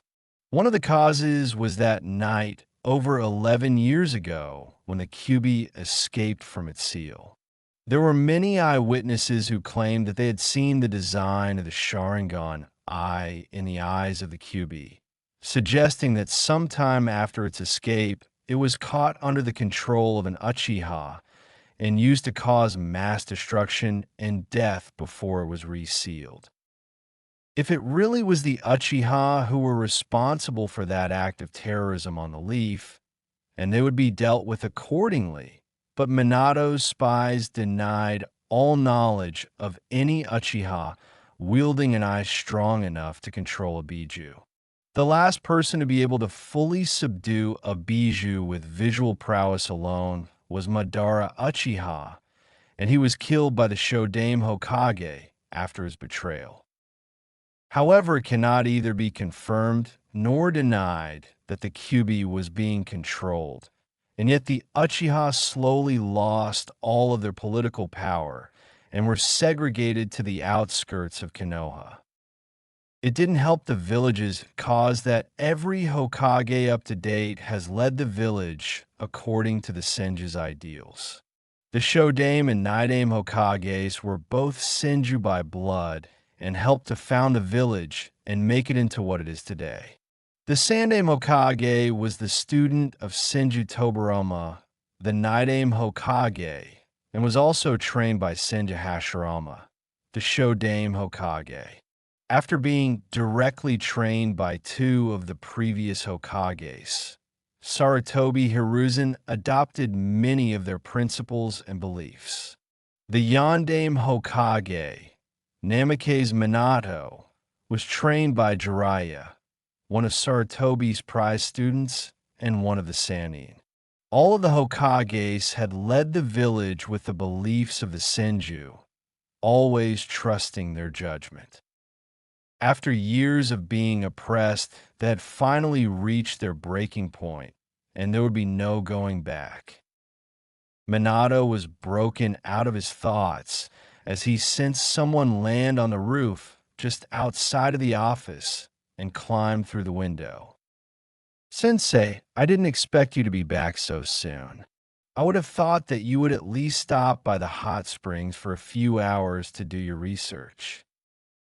The Toad Sage let out a chuckle. "Normally I would have, but the information I have is too important." Minato's face lost all of its playfulness from before. "The toads summoned me to MT Mayaboku a few days ago. They came to me with a prophecy." Minato immediately remembered how seriously the toads take their prophecies. The previous one Jiraiya believed was about him and how he would bring peace to the elemental nations. It hasn't happened, yet he believed it would someday. "What do they say, Sensei?" Jiraiya closed his eyes as he remembered what the prophecy was. "They told me that a child born from great power, but with memories of old, shall pave the way toward a new era of peace. Whether they walk the path of light or is forced into the darkness shall determine what the future will hold. Their predecessor has already burned the path for them, but it shall be their will of fire that determines whether they will walk it or forge their own." "Minato, I believe that the child the prophecy speaks about is either Nawaki, Narumi, or Natsuki. I like to let them sign the Toad contract when on their birthday." Minato looked shocked. "Are you sure they're ready? And they've already signed Tsunade's slug contract too. Can a person even hold two contracts at once?" Jiraiya just nodded. "I have already spoken to Tsunade about this. She and the slugs both agreed, so it should be fine. Besides, their birthday is still 2 months away, and they'll start the academy a few weeks after, so it'll be perfect." Minato looked excited for the first time in weeks. "Okay, I'm sure they'd love it. I think I'll teach them how to summon after they start the academy." Jiraiya nodded and left out the window to do his research. Minato could hear him giggling as soon as he left. Little did they know that they couldn't be more wrong about the prophecy. Naruto's hospital room. It was dark, almost midnight. Visiting hours were over long ago, and only nurses working the night shift could be seen around the hospital. Though if you were to look into one of the rooms, you would see a skinny, frail-looking blonde stirring. His fingers would twitch every now and then. Groans could be heard escaping his mouth, and his breathing became irregular. Then there were flames. Orange-red flames surrounded his body, and he started glowing. After the flames disappeared from view, anybody would be shocked at what they saw. Gone was the skinny and frail build that looked as if he would break if you push him over, and laying there was a tanned, muscular blonde that looked as if he didn't have an ounce of body fat on him. Naruto slowly took off the oxygen mask that was hooked up to life support and tried to open his eyes. The key word was tried because there were bandages covering his forehead and the entire right side of his face. He unhooked himself from all of the machines, pulled himself to the side of the bed, and sat up. The first thing he noticed when he opened his left eye was that almost all of his body was covered in medical bandages. He noticed that he was in a hospital room and his mind tried to come up with the possibilities of why he was there. It was then that flashes of his fight with Natsuki made their way into his mind. Oh yeah, Natsuki lost control during our spar and almost killed me. I guess living someone else's memories in fast-forward messes with your memory a little. They were real, right? Of course they were to real, to be any kind of dream. I must have been out for a while if I was on life support. It was then that he headed towards the bathroom to see why he had all those bandages on him. Naruto slowly got up off of the bed and stumbled a little due to not walking for so long. After a minute or so, he managed to recover and walked into the bathroom and looked in the mirror. What he saw made him realize that his first assessment was correct. The entire right side of his body was covered in bandages. Naruto then noticed the length of his hair had grown considerably and resembled a hairstyle that Uchiha Madara had favored. He noted that what he had on were solely medical bandages, so that any wounds he had received under them would be able to breathe and heal over time. He closed his eyes and braced himself for what he would see, not wanting to make any conclusions until all of the bandages were off. He proceeded to unwrap them with his eyes closed. He unwrapped the last of the bandages and let them fall to the floor at his feet. He opened his left eye. For some reason, his right wouldn't open, and stood in front of the body-length mirror with a speechless expression. His mind was black and couldn't even form words for a minute. The first thing he did was move closer to the mirror and forcibly opened his right eyelids with his index finger and thumb. It was then that all his worries were confirmed as I was gone. Naruto removed his fingers from his face and focused more on the large scar over where his eye used to be. He traced his hand over its length and chuckled dryly at its design.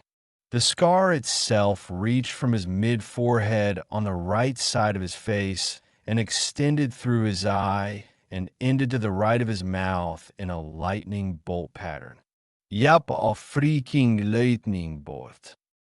His eyes then moved downward and saw the scar that started near his trapezius and ended just a few inches above his waistline.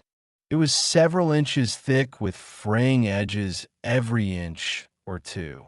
He felt every centimeter of the scar with his right hand and cringed, remembering what the pain of being sliced open felt like. By all means, he should have bled out. It was then that Naruto noticed that the skin on his right hand was burned off. The burn extended to an inch or two above his wrist. There wasn't a single patch of skin left in that area. What caught his sight next was that the burn on his leg had the same characteristics as his hand, only in the shape of a claw. All in all, he was a mess, but for some odd reason he smiled. Battle scars, huh? Proof that I fought and survived.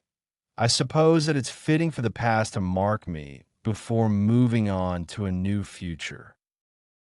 With those thoughts in mind, he walked out of the bathroom and the hospital room he had been staying in and moved into the hallway. He looked out the window of the hallway while walking. It must be close to midnight. Konoha Hospital front desk. Naruto had just arrived in the lobby of the hospital and was only a few feet away from the front desk when all of the nurses turned to him in shock. Uzumaki Namikaze-sama, you're awake. You shouldn't be standing. You've been in a comatose state for a while now. Your body shouldn't even be able to function right now. The head nurse looked at him and saw that he was only wearing a pair of elastic shorts. In fact, your body was frail and weak yesterday. I don't know how you recovered so quickly. Even with medical ninjutsu, that should be impossible. Naruto looked at her with a blank face. I am fine. There is no need for your concern, but thank you. Now can you tell me how long I've been out for? The nurse looked shocked when he claimed to be fine. If I remember correctly, you've been in a coma for a little 4 months now. Oh, I need to contact your parents. Please stay here. With that, the head nurse left the hospital and left only a few of the other nurses behind. One of the other nurses decided to speak up. She'll be right back after contacting your parents. If you have any other questions about what has been going on while you've been in your coma, please feel free to ask us and we'll answer to the best of our ability. Naruto looked at her thoughtfully. Do you keep visitors' logs for specific patients? The nurse looked at him oddly. Yes, we do, if fact yours should be. Right around here. She reached under the desk and pulled out a small booklet of sign-in sheets labeled Room 304. He started flipping through the pages, and predictably enough, Nawaki and Narumi had only visited the day that he was brought in, and he could count the times that Kushina and Minato visited on one hand. He smiled softly when he saw Hana's, Makoto's, Satsuki's, Itachi's, and Shisui's names written down. What surprised him the most was Natsuki. She had visited him every day that he had been in the hospital. It made him a little happy that at least someone in his old family still cared about him. Perhaps she just feels bad that she was the one who put me in there. Perhaps I should give her a chance. We may never be family ever again. But that doesn't mean I should forsake her completely. After all, a family isn't a group of people related to one another by blood. My memories of the Otsutsuki clan prove that. No, a family is a group of people who will do anything for each other and will love each other unconditionally. Hana, Mikoto, Satsuki, Shisui, Itachi, they're my family. It was at that point that the head nurse returned with Minato, Kushina, and Natsuki in tow. I figure I should just play as part of the perfect, happy little family for now. At least a little. Minato and Kushina just stood there with happy little smiles plastered on their faces, not realizing his thoughts. However, as soon as Natsuki saw him, she charged him at her top speed and glomped onto him, sobbing into his chest. He could hear the muffled cries of, "I'm sorry," and "It's all my fault," as he lovingly rubbed the back of her head. She looked up into his eyes, and sobbed, even hurt her, noticing all of his scars. The scars that she caused. Natsuki was just glad to have him back, and now they could become even closer than before. Poor Natsuki. Her dream may have come true had Namikaze's Minato not been their father. Chapter 4. Uchiha Massacre. OK, a lot of the reviews I've gotten are about Naruto giving out second chances, so let me address that. Last chapter, he was just surprised that Natsuki showed that she cared about him by visiting him in hospital every day. Naruto was always mature and is now even more so after living someone else's life for 6 months in his comatose state. He never completely hated her because him being neglected was a result of their parents' decisions, and she never really looked down on him. However, after this chapter, Naruto will pretty much cut all ties to his former family. I hope it addresses your concerns. I also hate it in Neglect FIC, where the authors decide to make him forgive everybody. But I also believe that because he won't see them as family anymore, over time it may come to some incest, which I always do find interesting and makes the plot more interesting. I also like to see when the Namikaze have to suffer from their actions. Another thing, some people have said that the Mera no Mi is weak compared to Kagaya or Hagoromo's abilities. I don't need to make him some overpowered god from the start. He is only 11, almost 12 right now. I'll be amping up the fruit's power and giving it a special spin later on, though, when he needs to become stronger. How strong the fruit also depends on the wielder, and Ace was incredibly strong in the past, having fought Kagaya alongside his brothers and ultimately defeating her. Why I made 5 fruits will also be addressed when Naruto finds his fruit. For those who are confused with the reincarnation, Naruto has already started to awake his innate ability to use flames, as seen with his extremely high fire affinity prowess with Katan Jutsu. When they healed him to a point where he would recover when he was fatally wounded, and finally when he was waking up from his coma, the flames restored him to his physical condition before he received his wounds, where his flames have started to abilities similar to a phoenix, though it is somewhat like a reflex for his flames to act like this for now. Also, some people believe that I am trying to force the pairing with Hannah. I don't know how they came to this conclusion, but there is no pairing with Hannah. She will be his first friend and something like a sister figure for him. I introduced her early on with not much development because it seemed like a viable excuse for him to be out of the house so that he could be trained by Shisui. Now on to this chapter. It will be incredibly different than canon, mostly because I think that the fight between Shisui versus Danzo in Root is underplayed. I mean, Shisui was said to be the strongest Uchiha in generations, and yet he was defeated so easily. Even Kiri's shinobi fled when they knew they were up against Shisui, and yet the fight between him and Root was nothing special. I plan to make this fight what it should have been. Disclaimer: I do not own Naruto, Kishimoto does. One Piece belongs to Eiichiro Oda. The will of fire still burns. Uchiha Massacre.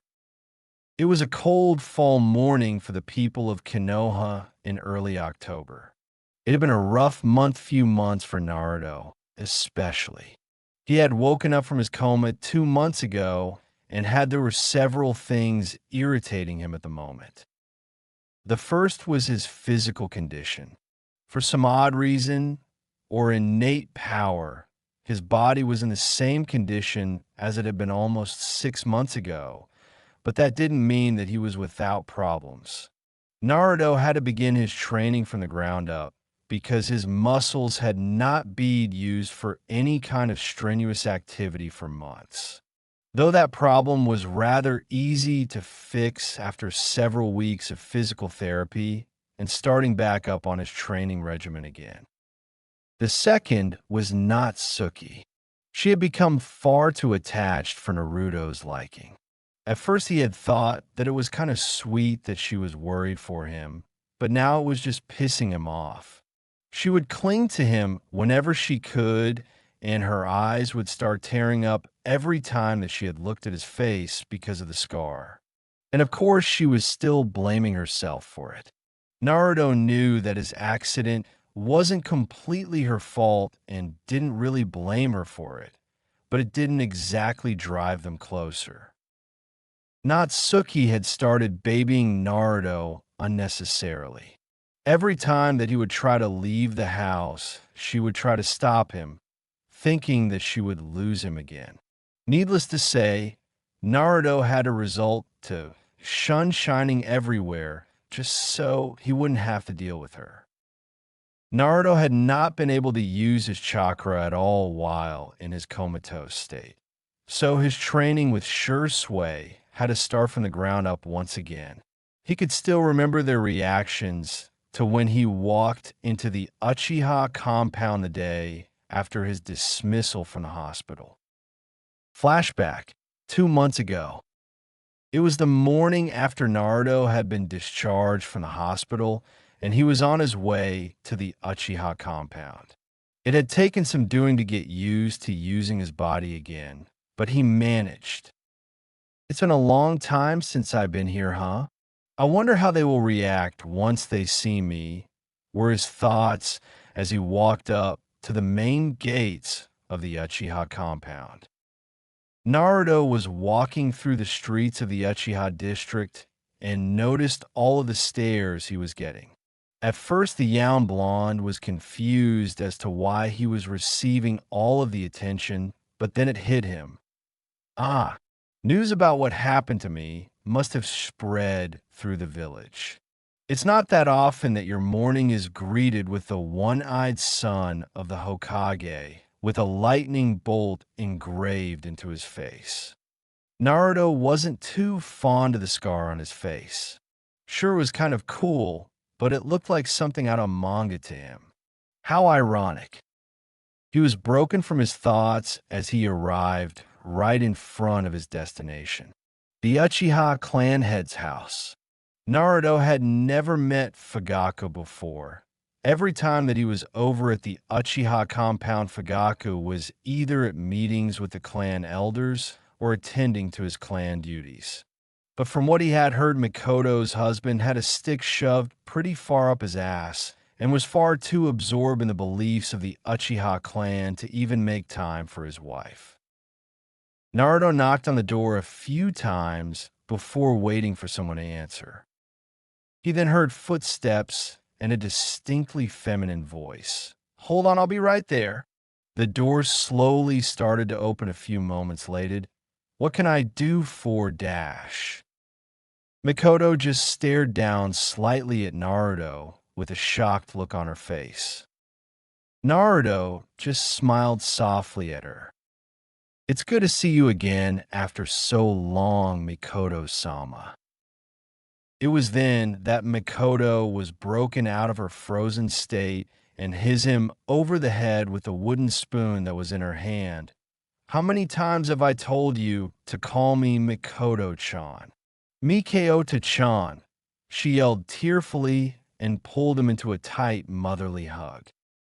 Hi, Mikoto-chan. "I've missed you." Naruto returned the hug toward his mother figure. It stayed like that for a few minutes as Mikoto let all of her tears out. Mikoto pulled away and wiped the tears from her eyes. "Why don't you come? I'm sure Satsuki and Shisui would love to see you." Asterisk sniff asterisk. I wish Itachi was here to see you again too, though. He has been busy with his AMBU duties over the past few months, but he visited you in the hospital when he had the time. We all did. It was then that they walked into the living room and Mikoto called out to her daughter and nephew, "Satsuki-chan, Fisokun, guess who came over to visit?" A few moments later, Shisui walked out of the bathroom sleepily, toothbrush still in his mouth. "Who could it possibly be to get you this worked up me Dash?" Shisui stopped his question as his eyes traveled to the long blonde-haired boy with a large scar on his face. He stared at the boy for a minute before his eyes widened, realizing who it is. "Naruto? Is that really you, Naruto?" Naruto smirked. "Does it really take you that long to recognize your own student sensei? We've known each other for over 3 years. You should be able to recognize me by now. I see you still have your poor manners as always." Mikoto could only stifle a laugh at the student and teacher interaction. Shisui was rooted in his spot. His toothbrush had long since fallen out of his mouth and landed on the floor. He couldn't believe it. The student whom many of the doctors told him would never wake up, including Tsunade herself, was standing in front of him. Sure, he had a few changes to his appearance, but it was definitely him. Nobody else was that rude or sarcastic with him. It just had to be him. That was when Satsuki chose to walk out of her room, still half asleep and in her pajamas. "What's going on?" she asked in her cute little voice as she yawned. It was then that she noticed that there was one extra person in the room. It was her Naruto and I. But he looked so different. Whatever, he's still my favorite Nai-san. Yes, over the years, she grew far more attached to him, and with Itachi always gone on his ANBU duties, she wound up spending much more time with Naruto. Because of this, she always played with him and watched him train. There were even times that she refused to sleep in her own bed, opting to cuddle up with her Naruto and Ai in the guest bedroom. She really did love her Naruto and Ai. She even had dreams about him sometimes. Satsuki knew that her Inai-san was in a coma, and they didn't know if he would wake up, and that made her sad. So much so that her dreams about them spending time together only increased. Because of this, she thought that him standing there in her living room was just another dream, so she wanted to make the most of it. She walked up to Naruto and just hugged him tightly and looked up at him with tears threatening to fall. I love you, Naruto and Ai. Even if you are a dream, never leave me alone again. Shisui got out of his shock and smiled sincerely at the scene, while Makoto just cooed how cute they looked together. Naruto cupped her chin and raised her head up so that she was looking into his eye. Satsuki, I promise I won't leave you ever again. I'm not going to be dying that easily anytime soon. Satsuki clung on to him even tighter. By the way, what do you mean dreams? I'm right here, Satsuki-chan. Have you been having dreams about me? Naruto asked in a teasing tone. Needless to say, Satsuki flushed red with embarrassment after realizing that she was wide awake, which caused everyone in the room to erupt in laughter. They spent the rest of the day catching up with each other. Naruto was naturally curious about everything that happened while he was unconscious, and the Uchihas were curious about his new scars and appearance. It was decided that Shisui would help him get back on track with his training before the academy started in a couple of months. Flashback end. It was October 10th. Some believe that this day was cursed because of all the things that had happened on this day. The Kyuubi attack, the birth of the Uzumaki Namikaze's quadruplets, and the death of the Sandaime Hokage. Little did they know that another event would be engraved into that curse as of tonight. As of this moment, Naruto was cursing the Sandaime Hokage for creating the academy. It was the most pointless and boring thing he could ever think of doing at this moment. He had learned everything that the academy had to offer already. He had mastered the henge, kawarimi, and bunshin ages ago, and he heard that people actually failed to graduate because they couldn't preform them. He just couldn't fathom it. Naruto had started the academy 2 months ago, and guess what he found out? The entire first year of the academy is devoted to language, mathematics, history, physical education, etc. There were classes for civilian students. The blonde could not actually believe that his parents wanted him to wait to train until the academy started. He would essentially be wasting another year. The only redeeming quality about today was that it was the Kyuubi festival, where the villagers and shinobi would celebrate the Yondaime's defeat of the Kyuubi in a festival going on in the center of the village. Because of this, class got out at noon so that everybody could get ready for the celebrations. Now, Naruto didn't care about this. What he did care about, that it was his and his siblings' birthdays. Unlike his siblings, however, Naruto wasn't excited for the party they would be having tonight or all of the gifts that he would receive. No, Naruto would usually spend the night on top of the Hokage monument after receiving a few gifts from the people that actually mattered to him. He would sit on the Sandaime's head and wonder thoughts such as, was it good that I was born? Would anybody cared if I died? He had always pondered his own existence, and had trouble accepting his parentage, seeing as how they had never shown him the kind of love that a child should receive. Naruto had even more to think about now, as his values were similar to Ace's, and he had found his answer only at his death. He was brought out of his musing as Satsuki grabbed his hand and dragged him out of the classroom towards the Uchiha compound. I guess class already ended, and I was too preoccupied with my own thoughts to notice. They finally made it to the Uchiha district and started walking through the streets.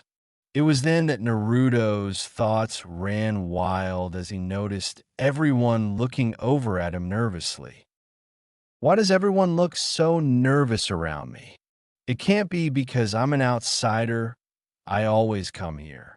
I've noticed before too, pretty much all of the Uchiha, except the children, have been looking pretty on edge the past month or two, especially when I'm around.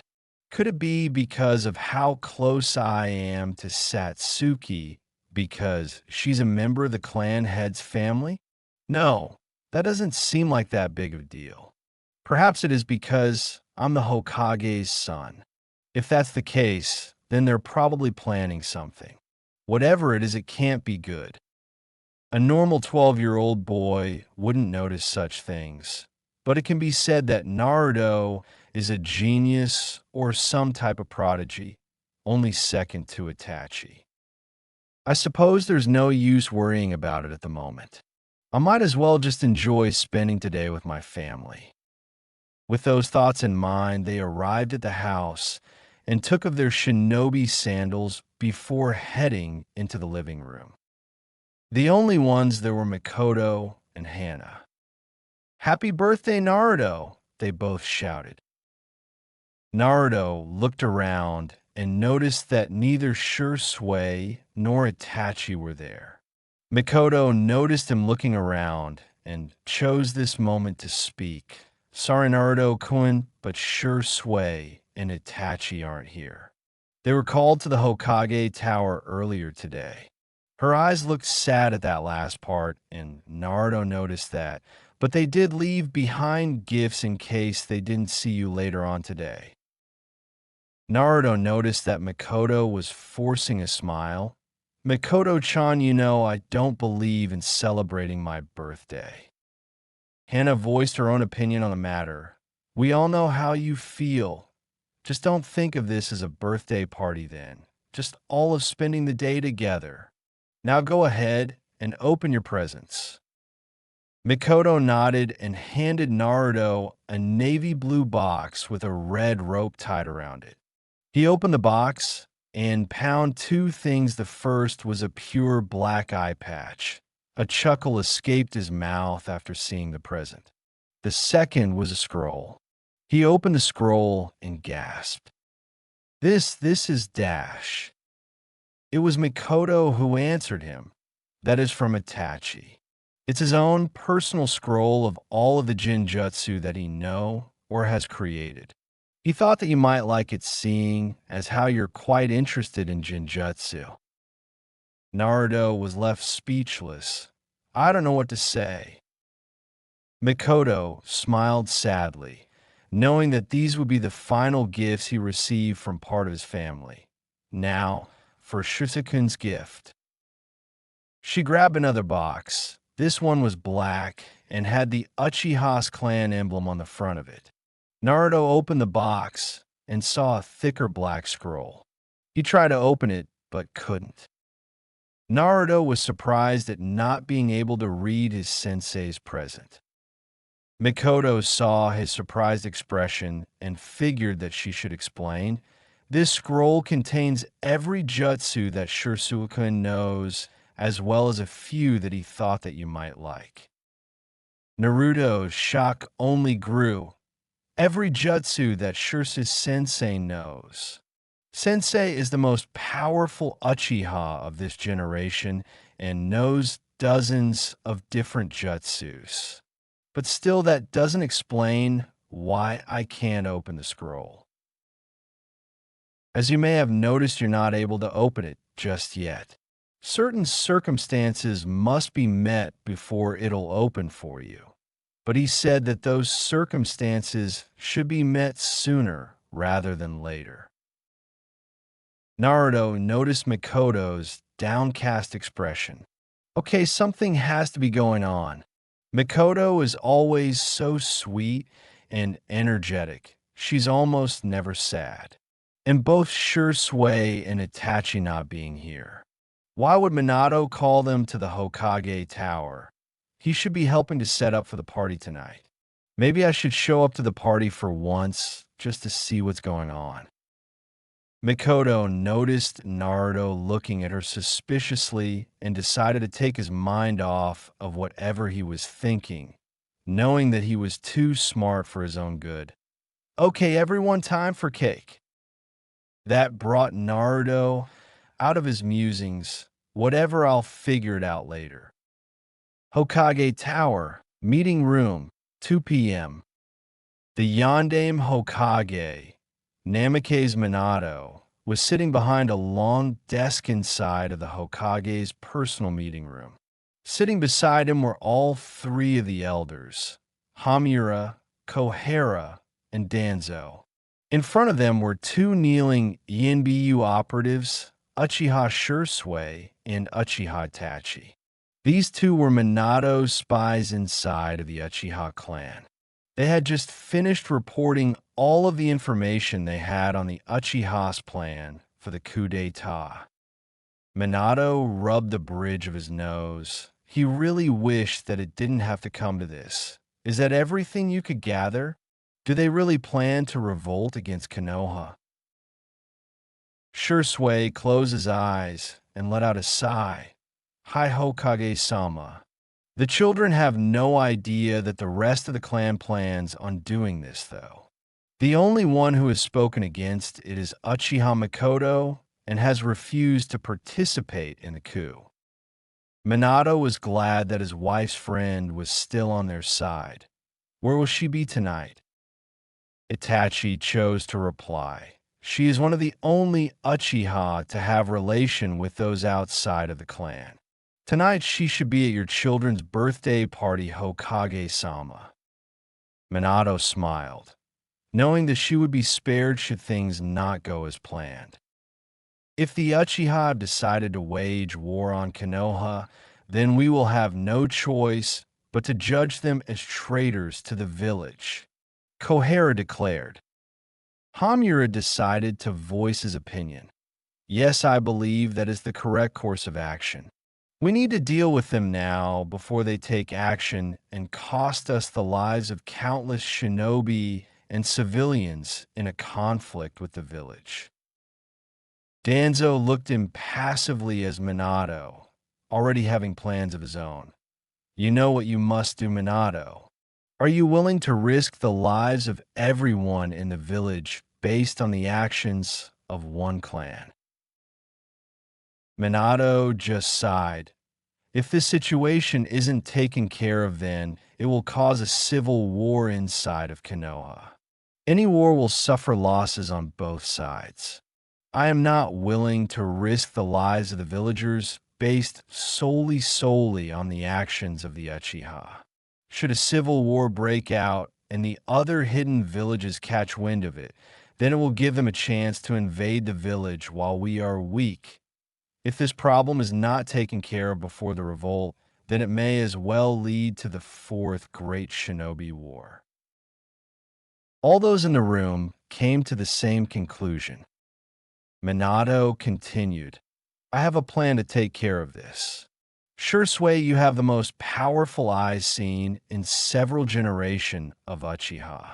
I need you to put Fugaku under your control for as long as you can.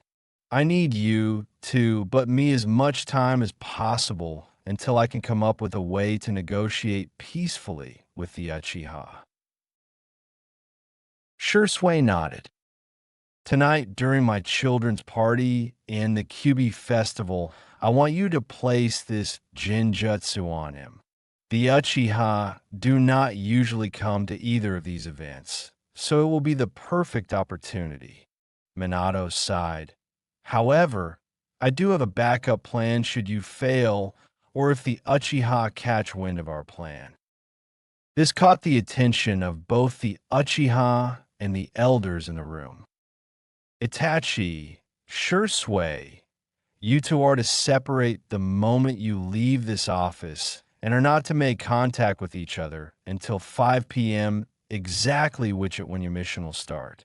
Itachi, you are to wait outside the main gates of the Uchiha compound, and should Shisui not arrive at exactly 5 p.m., then you are to exterminate the Uchiha 1 hour later. Everyone in the room gasped as they heard Minato's plan. They were expecting to hear a plan such as this, but expecting and hearing are two different things. Though you are to leave anyone under the age of 12 alive, since they have nothing to do this coup d'etat, and your mother, should she be at the compound. Itachi, should it come to this, then you are to leave this village as a nuke-nin. Itachi nodded. Good, then you're dismissed. Let's hope that everything goes smoothly tonight. Danzo had his own thoughts on his mind. I cannot let Shisui succeed.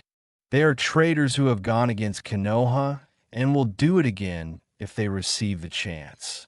If my plan works, then I shall gain the Mangekyo Sharingan and all of the Sharingan left in the corpses of the Uchiha.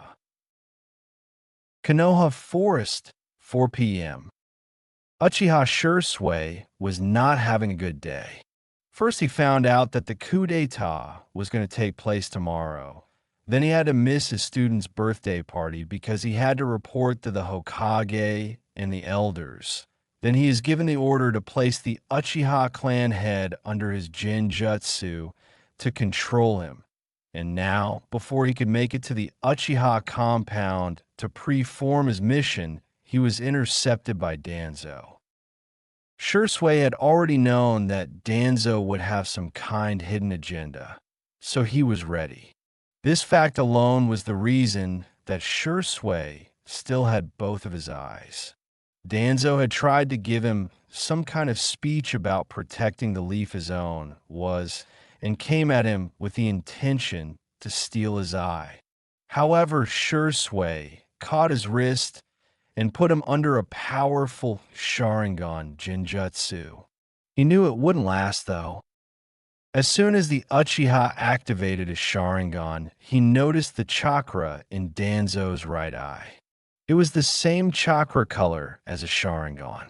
Shisui immediately realized that the only reason that Danzo would have a Sharingan was to use the Izanagi, a forbidden jutsu of the Sharingan that allows the user to alter fate. However, the cost of using it is blindness in the eye that was used.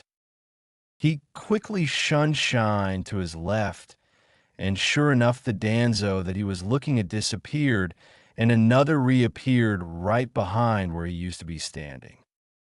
How did you manage to see through my Izanagi? Danzo asked, annoyed.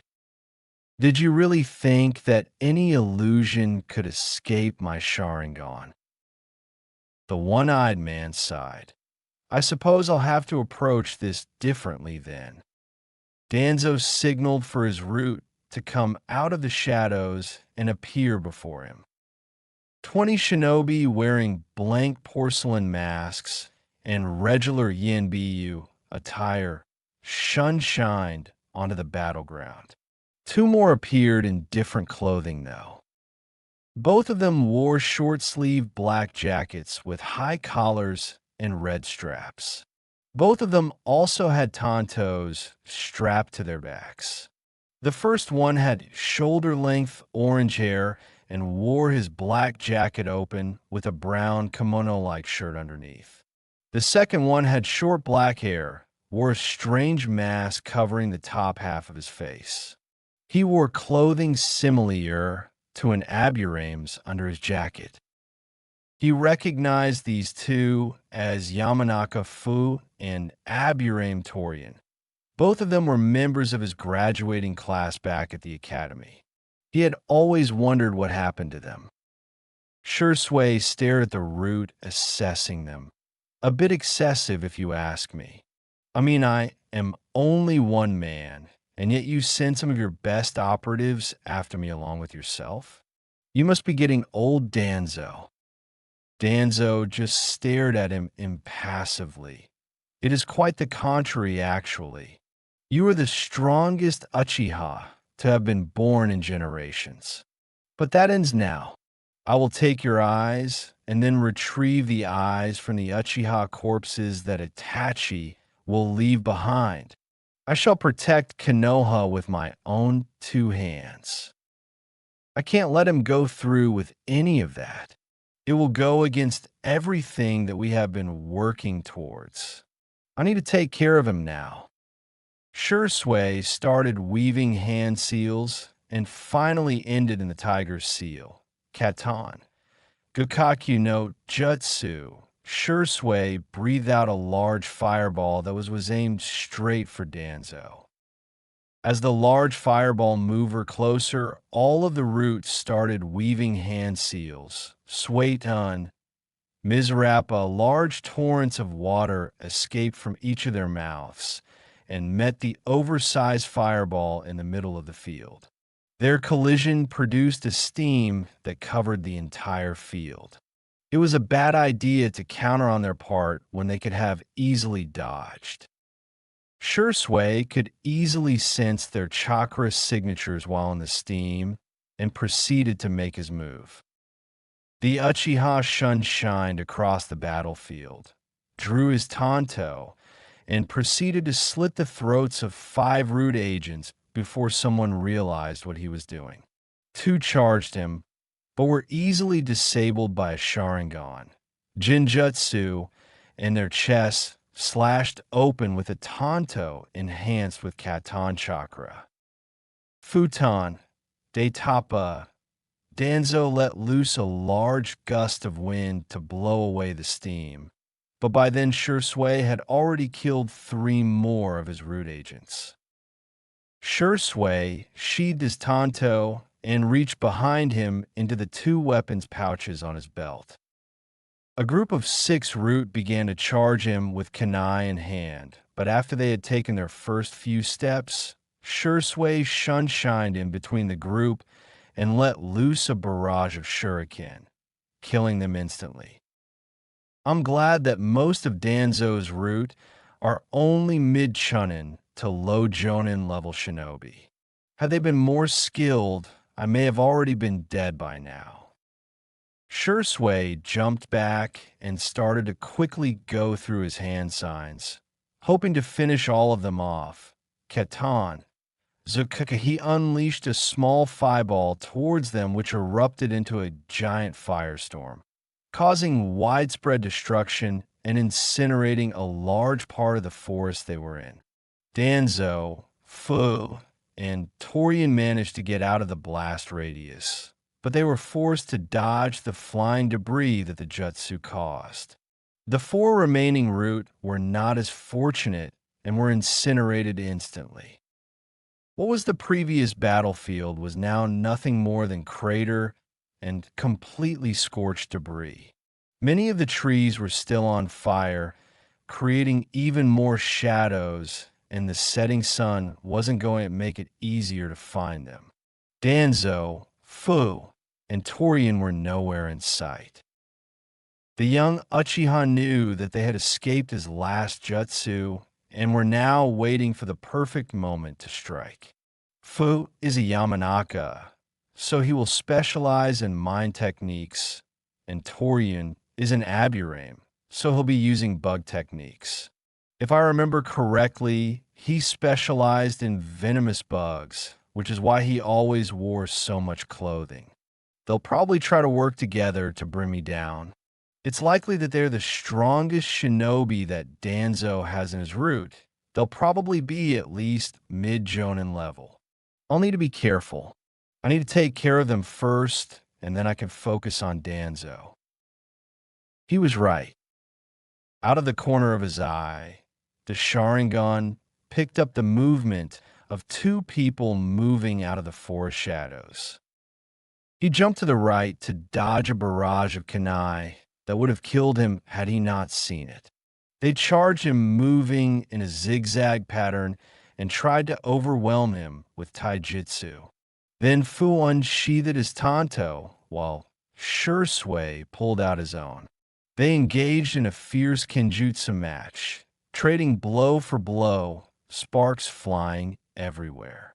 Shisui slowly overwhelming him, but just as he was about to take control, he jumped back to avoid a punch from Torian. Shisui noticed that the ground where the punch connected was being eaten away by a strange purple substance. Those must be his nano-sized, poisonous insects. It seems that they corrode whatever is touched. Quite the troublesome ability. I can't let him touch me. I need to put some distance between us. Shisui shined to the other side of the battlefield and unleashed a barrage of shuriken towards them. They jumped out of the way and prepared for another assault. Torian slowly began to remove his jacket and later his shirt until he was topless. The poisonous insects spread to completely cover his entire body. Damn, so now I can't even touch him? I'll have to rely on my ninjutsu and jinjutsu now. Fu was the first to rush at Shisui. He made a peculiar hand sign that was used by all of the Yamanaka. Shintenshin no Jutsu. Fu quickly took over Shisui's mind, but was quickly forced out with the help of a Sharingan. However, it was enough time for Torian to get close and grab his left arm. Shisui quickly pulled away, but the damage had already been done. Arg. Damn it, he infected me with those damn insects. I have no other choice. Shisui quickly unsheathed his tanto. He concentrated Katan chakra into it and brought it down on his left arm, severing it just below the elbow. I need to finish this quickly. I've already spent enough time with these two. The one-armed Uchiha quickly put the tanto in his mouth and grabbed a handful of shuriken and threw them at Fu while making a few one-handed seals. Shuriken Kagabunshin no Justu. Fu was able to dodge the majority of them, but was hit by a few. He winced, and as he opened his eyes back up, was met with a pair of Sharingan. Jinjutsu sleep. Fu slowly lost consciousness before he fell to his knees, and his head was severed by Shisui's tanto. Fu, he heard Torian yell. As soon as Fu's head hit the ground, Torian rushed towards Shisui and threw a barrage of punches and kicks out of rage. Shisui was forced to dodge them all, not wanting to risk being infected by the poisonous insects again.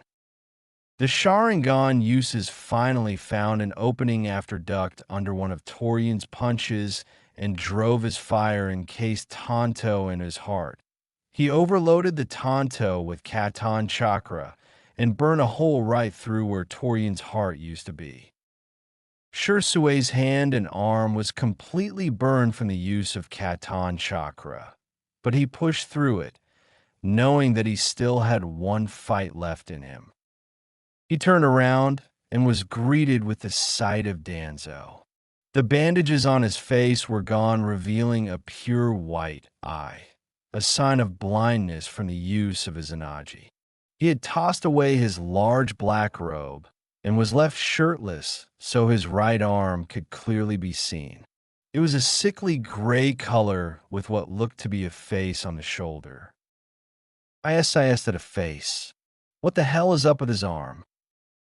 So, it has come down for me to actually fight? You are indeed strong, Uchiha, Shisui, but you shall meet your end by my hand, just as so many others have. Shisui reached into his weapons pouch and pulled out 3 kunai with exploding tags attached. Before Danzo could even move, Shisui enhanced the kunai with futon chakra and threw them through the air at a piercing speed. Danzo couldn't get out of the way, So he just put his hands in a singular seal, Mokutan. Moko Jihiki, Danzo created dome-shaped wooden wall made from tree roots to protect him from the blast. TCH. He can even use the Mokutan? What the hell is going on? It must somehow be connected to that arm and face. I have to close the distance. I can't let him use any more Mokutan jutsu. Shisui rushed an unharmed Danzo and engaged him with taijutsu. The Sharingan was able to predict Danzo's movements perfectly, and he managed to avoid a majority of them. But his body could keep up with that speed for long and was eventually overwhelmed and launched into a tree with a punch to the chest from Danzo. Danzo rushed Shisui once again, but this time he had to avoid a series of small fireballs coming from one of the tree branches. He quickly wove a few hand seals, futon. Shinkaha, a highly compressed blade of wind, escaped Danzo's mouth and cut the tree down, along with several others in the area. Shisui shunshined back to the ground panting, about 30 feet behind Danzo, before the trees could collapse onto each other.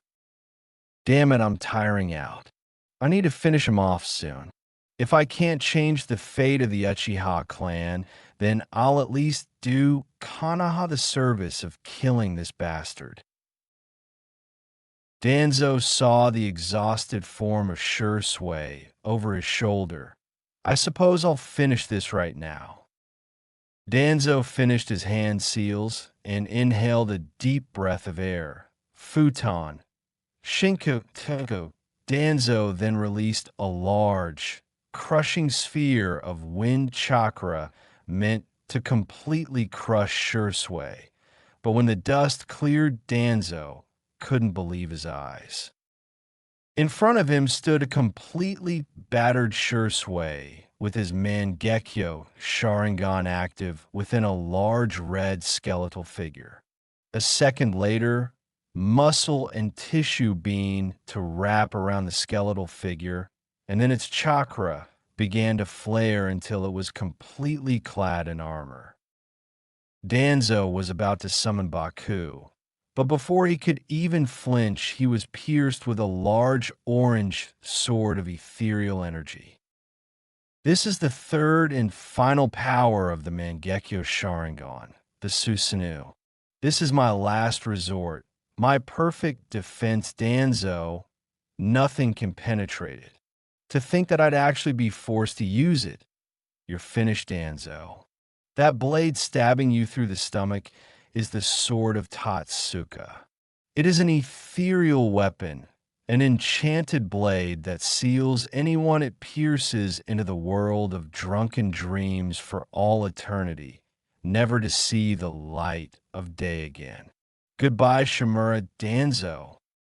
With that, Danzo was slowly absorbed into the blade and sealed into the sake bottle from which the blade came from.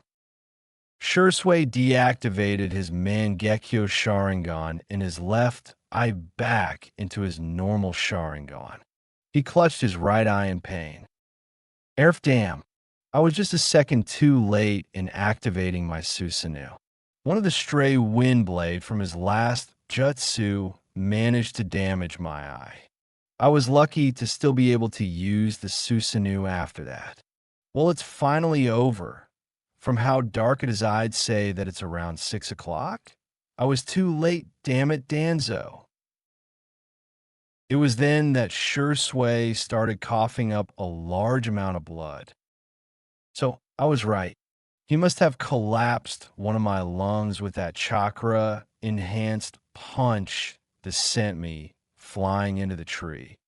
That must have been why I could only preform low-level Katan jutsus.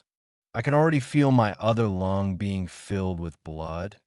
I assume I won't be able to breathe anymore within the hour. His hand then went up to his eye as he was brought back to his thoughts. I suppose my student could use one last gift from his sensei. Shisui took out an empty scroll and wrote a small note in it. He summoned one of his messenger crows to deliver the message. And with that done, he hobbled not too far away to the meeting place he wrote down. Uzumaki Namake's estate. Naruto was not having a fun night. He had thought that as he went home to the birthday celebration at the Uzumaki Namake's estate, then he might find some answers as to why Makoto had been so depressed that afternoon. He had seen her at the party, but she was acting pretty much the same, so he decided to put it out of his mind at the time. He had left when it was time for his siblings to open their presents, and the first one they received was the Toad contract from Jiraiya, and he told them about some prophecy. Naruto, for one, never believed in prophecies, but he was a little upset that they received yet another summoning contract only a few months into the academy while he got nothing. He should have expected that. It was right after he left the estate that a crow landed on his shoulder and handed him a scroll. Crows were Shisui's summons, and he never used them unless it was an emergency. So Naruto quickly unrolled the scroll. It read, "Dear Naruto, meet me at the cliff overlooking the Naka River, just outside of the clearing where we met for the first time. Come as quick as possible. There are things you need to know, as well as one final gift from me. Come as quickly as possible. I don't have much time to speak to you. Make sure you aren't followed." Shisui. What could all of that mean? Might as well hurry. I don't have anything else to do. He quickly rushed towards their desired meeting spot. Wanted to get there as fast as possible. Cliffside, 5 minutes later. Naruto finally arrived at the specified location, making sure he wasn't followed. He saw Shisui standing near the edge of the cliff, facing the river, waiting for him. Naruto approached quietly, wondering what it was that was so important that he was called all the way to the outskirts of the village. "Naruto, it's good to see you. I'm glad you could make it here quick enough," Shisui commented as he slowly turned around. "Sensei, what was it that was so import dash?" He stopped his line of thought when he saw Shisui's battered form. There was a large gash over his right eye and was releasing a large amount of blood from it. There were cuts and bruises all over his body. He was coughing up large amounts of blood, but the worst was his arm. His left arm was completely severed from his body, and he was bleeding profusely from the stump. "Sensei, what happened to you? Who did this to you? We need to get you to a hospital right now." "No, it's too late for the hospital. One of my lungs is already collapsed, and the other one is filling up as we speak. So please just listen to me. You need to know the truth about everything." Naruto just stood there, tears threatening to spill, as his sensei bled out in front of him. The Uchiha clan was planning a coup d'etat. Over the years, they had lost much of their power, both politically and influentially. The main cause of this was they were blamed for the Kyuubi attack on the village 12 years ago. What Minato said, that it was a natural disaster, an accident from childbirth. Naruto argued, "Yes, it was, but that isn't the whole truth. There were witnesses who claimed to have seen the Sharingan in the Kyuubi's eyes. The village believed that sometime after it escaped, it was used by the Uchiha to attack the village as revenge for the way they had been treated over the years, living under the ideals of the Senju. The only Sharingan jutsu strong enough to control a Bijuu is the Kotoema Sukumi, and that particular ability has only been known to 2 people with the Mangekyo Sharingan, Uchiha and me." At that last sentence, Naruto gasped. "I can tell you, that wasn't me.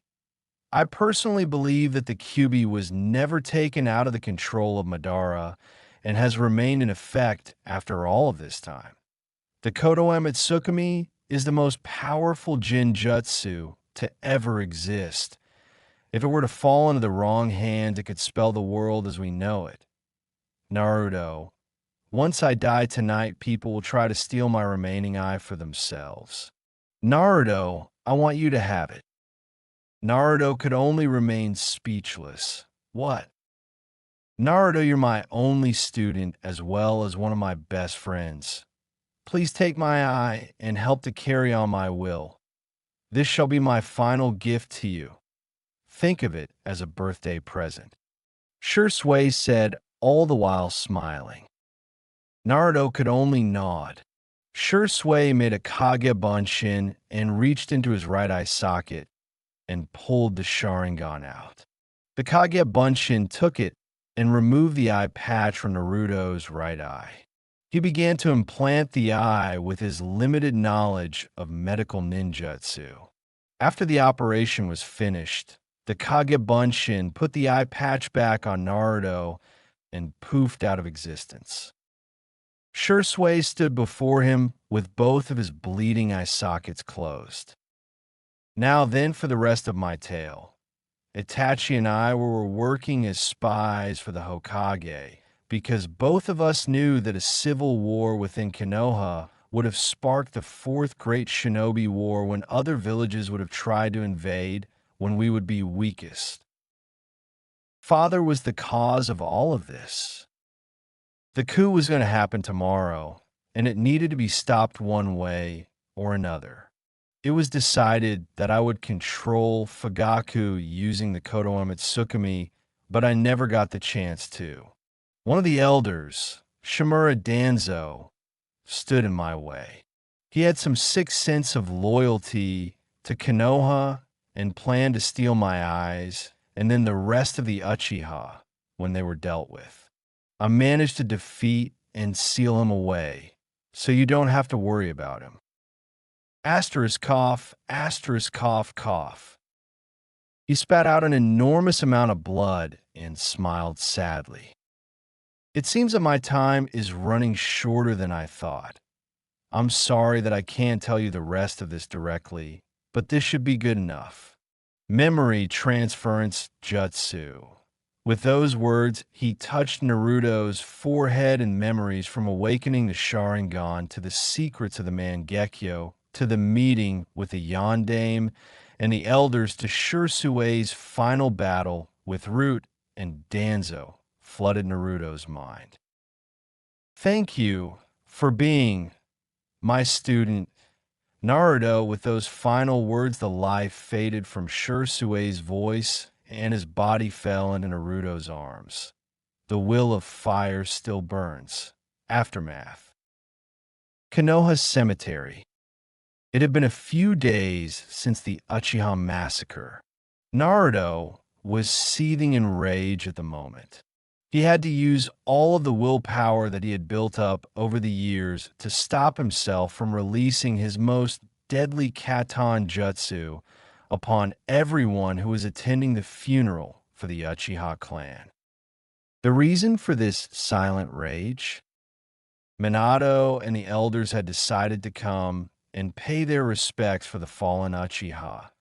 Not only that, but as the Hokage, he had given a speech about how much of a tragedy the massacre was and how much Konoha would suffer from it. Naruto knew that Minato probably saved many lives by ordering the massays, and that he had made the right decision to stop the coup before it could begin. But he had made the right decision as the Hokage of Konohagakure no Sato, not as his father. Naruto knew that the Hokage would have to do whatever was best for the village. However, that also means that if the Hokage's own family stopped believing in the will of fire, then they would be eliminated as well. That is what Minato did to his own son. The Yondaime had taken away half of Naruto's family from his. He had taken away Itachi by forcing his to slaughter his own clan, leaving only children and his mother alive, and forced him to become a Nukenin. He had taken away Shisui with his inability to control his own advisors, letting Danzo run free. Minato should have known that the old war hawk would have tried to do something on his own, especially during a situation where the whole village's safety was at stake. With these two actions, he had lost his son. It was raining now. It had been for the better part of the hour, but three figures could still be seen at the cemetery. All three of them were wearing black funeral attire.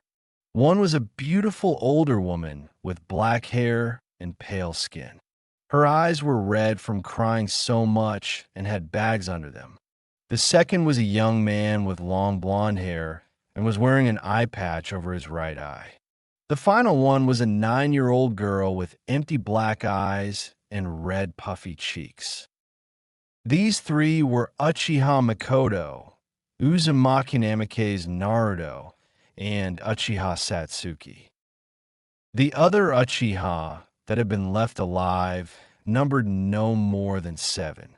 Those who were old enough had already gone back to the compound, and those who weren't had already been escorted back to the orphanage. All three of them were silent, not having the voice to speak from the amount of sobbing that they had done. All three of them had different thought running through their minds. Why did it have to come to this? Fugaka had always been too prideful in the clan and wanted the Uchiha to spread their power and influence, but was this really the only way? Could things have turned out differently? Were Mikoto's thoughts. Is this really what Konoha stands for?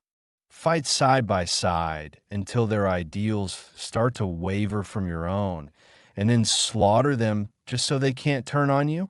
Is this really what Ace and Shisui worked so hard for? I refuse to believe that this is all that there is to life. I shall live my life on my own terms until the day I die. Freedom, family, and my own ideals. I shall live by those 3 things alone was Naruto's declaration. Why? Why did Itachi do all of this? He put me to sleep with his Jinjutsu before I could find out why Satsuki looked over to Naruto. I don't want to die like everybody else. If I die, then Naruto and I will be sad. I won't let us be sad. Never again. We promised that neither one of us would die. Was that the reason Itachi spared me? Satsuki didn't know what to think of everything that had happened, but she did know one thing. If she died, her Naruto and I would be sad, and if Naruto died, she would be sad. She would never let either of those things happen. The massacre had hit them all hard, incredibly so. They were still picking up the pieces that Itachi had shattered, and still would be for a long time to come. That was when Mikoto started sobbing again. She fell to her knees, and the tears started pouring down her face, mixing with the raindrops so they were barely noticeable. Naruto quickly got down on one knee and embraced her. He noticed he had been doing this a lot ever since he first saw her again the day after the massacre. Normally, he would blush at the contact, but this wasn't one of her motherly hugs or the ones where she would press her assets onto his back. No, this was serious. He had never seen Mikoto so broken before. For now, he just let her cry in his chest while stroking her hair, not uttering a single word. There were no words that could fix how she was feeling. Satsuki was standing behind them, staring at her mother intently. She was jealous that she wasn't the one being embraced, but she understood. Her mother was taking things really badly. After Mikoto started to calm down a bit, Naruto decided they should get back to the compound. After all, it was pouring out. Mikoto, Satsuki, let's head home.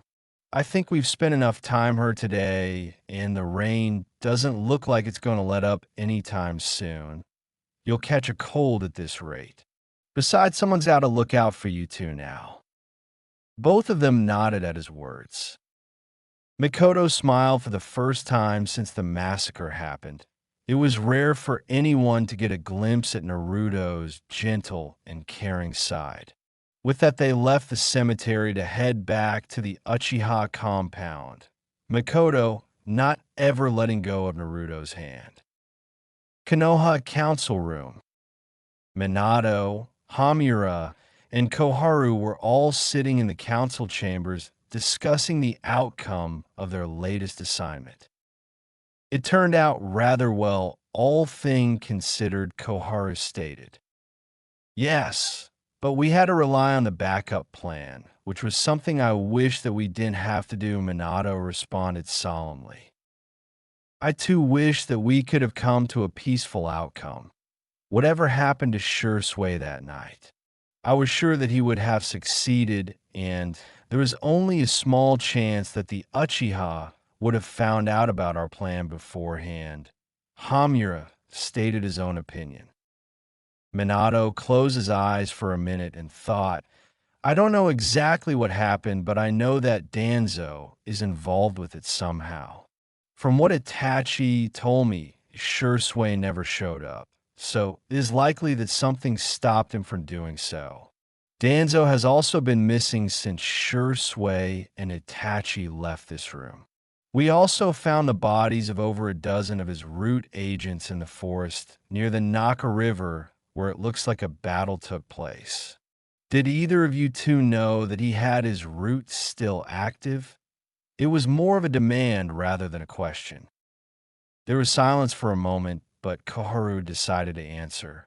"I had my suspicions that he never disbanded them when Hiruzen ordered them to, but I never found any proof of this. I knew that he did some kind of underground dealings, but I never knew what he was into or what he did," Hamura replied. "Whatever the case is, he's most likely dead.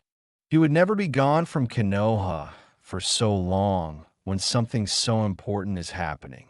So it begs the question of what happened. If either of you two find out anything about what happened to Danzo, I want you to inform me immediately." Both of the advisors nodded. Koharu decided to move to the next topic. Now, onto the actual massacre. How many were left alive exactly? Minato looked on a piece of paper with the information of the aftermath written on it. There were 9 Uchiha left alive. Mikoto, being the only adult, is now the current clan head. There are 3 currently enrolled in the academy. The rest are too young to be entered into the academy and are currently being taken care of by the orphanage until they're old enough to live on their own. There is one more grown Uchiha, but he is working as a liaison between us and Kiri in case our alliance with Suna doesn't work out. He was also against the coup, but hasn't been in Konoha in well over 3 years. Hamura want to clarify something. Itachi is supposed to be infiltrating that suspicious organization that just started up, correct? Yes, the Akatsuki. It is an organization made up of a few S-ranked nuke-nin, but we have no idea what their goals are or what their purpose is as of yet. Itachi will be acting as our spy in the meantime. That organization had been worrying them for a while, especially after rumors began to spread that they had taken out Hanzo of the Salamander, the very same man that defeated all 3 of the legendary Sannin in their prime and gave them their title. Koharu was concerned. How many know the truth about what happened on the night of the Uchiha massacre? Only us, Itachi, and Mikoto. How wrong they were. Uchiha compound. It had been a long day. Emotions had been running high. The funeral had lasted several hours, and people kept coming up to the survivors of the Uchiha clan to express their condolences. That is the reason why Makoto had just finished putting Satsuki to bed. She was still a 9-year-old girl after all. She had just come out of Satsuki's room after making sure she was sound asleep. The Ravenette walked into the living and sat down on the couch right next to Naruto and leaned onto his shoulder. She loved his warmth, and right now, she could use the comfort. She had grown quite accustomed to it over the past few days. However, Naruto had things he needed to discuss with Makoto. He first wanted to find out if she would tell him the truth, so he started out simple. How long did you know it was going to happen? Makoto's eyes widened in shock. He can't be asking about the coup or the massacre, could he? There's no way he should know the truth about either of them. She decided to act confused. What are you talking about, Naruto-kun? I want to know how long you knew the massacre would take place. You were the clan head's wife. It would be obvious you knew about the coup d'etat since the very beginning. Makoto's eyes widened in shock. However, she calmed herself down and closed her eyes. I never knew about the massacre specifically, but I had a feeling that this would be the outcome. I never wanted the clan to stage a coup. All of the unnecessary loss of life for what? Power? The clan were too stuck in their past glory and only wanted more power that they thought they were entitled to. I refused to take part of it. I had to think about Satsuki, you know. She's still just a little girl. How would she grow up without a mother? Naruto cringed at that last part. She would have probably ended up like him. Nonetheless, he was glad that she was honest with him. Thank you, Makoto-chan. Huh? She was confused. She was expecting an angry outburst, a slap across the face for him to never talk to her again. Everything except for those words had run across her mind when he first asked her about the massacre. Then she realized something. You knew about all of this too, didn't you? Naruto shook his head no. At least not before everything took place. I learned everything that night, from the Uchiha's decision to stage a coup to what happened during Shisui's and Itachi's meetings with the Hokage and the elders, and even how they came to the final outcome. Makoto was left speechless. You were just testing me, weren't you? Naruto wrapped his arms around her in a tight embrace. Yes. I wanted to know if you would trust me enough to tell me the truth, and you did. For that, I thank you. How? Who told you all of this? Naruto didn't say anything for a moment. He pulled back from their hug and looked her in the eye. Obsidian black eyes met one cold gray eye. The blonde slowly reached for his eye patch and slowly removed it. He then opened his right eye. Makoto gasped as Naruto revealed his lone three-tomo Sharingan. Shisui-sensei told me everything that night. Naruto then proceeded to tell him everything that happened between Shisui and himself on that cliffside, and to everything that happened to Shisui before they met up. He's gone now, Makoto-chan. He died right there in my arms. And you know what the last thoughts on his mind were about me, and how happy he was to have me as a student. Sensei didn't want to die without me knowing the truth behind everything he did. Naruto finally let his tears loose at the end. Makoto had been rubbing the back of his head affectionately as he reached the end of his story. This had been one of the few times that Naruto had openly cried in front of her. Minato took away the first person who ever truly treated me like family away from me. One of the few people who actually showed me that they were happy I existed. I can't bring myself to see him as a father anymore or ever again. Makoto looked surprised for a minute, but then went back to comforting her pseudo-son. Then don't. If you truly feel that way, then come here and live with us. We will always love you no matter what. If you don't want anything to do with your old family now, then you accept me as your one and only mother." Naruto smiled up at her and nuzzled himself further into her neck. They remained there in that position until they fell asleep. Uchiha household. Next morning. After waking up in a rather compromising position on the couch, Mikoto could be seen preparing breakfast in the kitchen, with a smile on her face for some reason, while Naruto sat at the kitchen table. Naruto noticed her drastic change in mood since yesterday. "You seem different today, Mikoto-chan." Mikoto looked up with a small blush on her face, remembering waking up with his face in between her breasts. "I suppose I do feel like something has been lifted off of my chest. Is different good?" He smiled at her softly, "Yet the different is good. I like seeing you happy." Mikoto could only blush a little darker at that charming smile. "Are you planning on going back to the academy today?" Both Naruto and Satsuki hadn't been to the academy since the day of the massacre. It wouldn't be good to miss too many days of the academy. Well, for Satsuki, it wouldn't. She would fall too far behind the rest of the children her age. Naruto just didn't care about it anymore and already knew everything they had to teach. Satsuki hadn't been as broken as Mikoto had anticipated.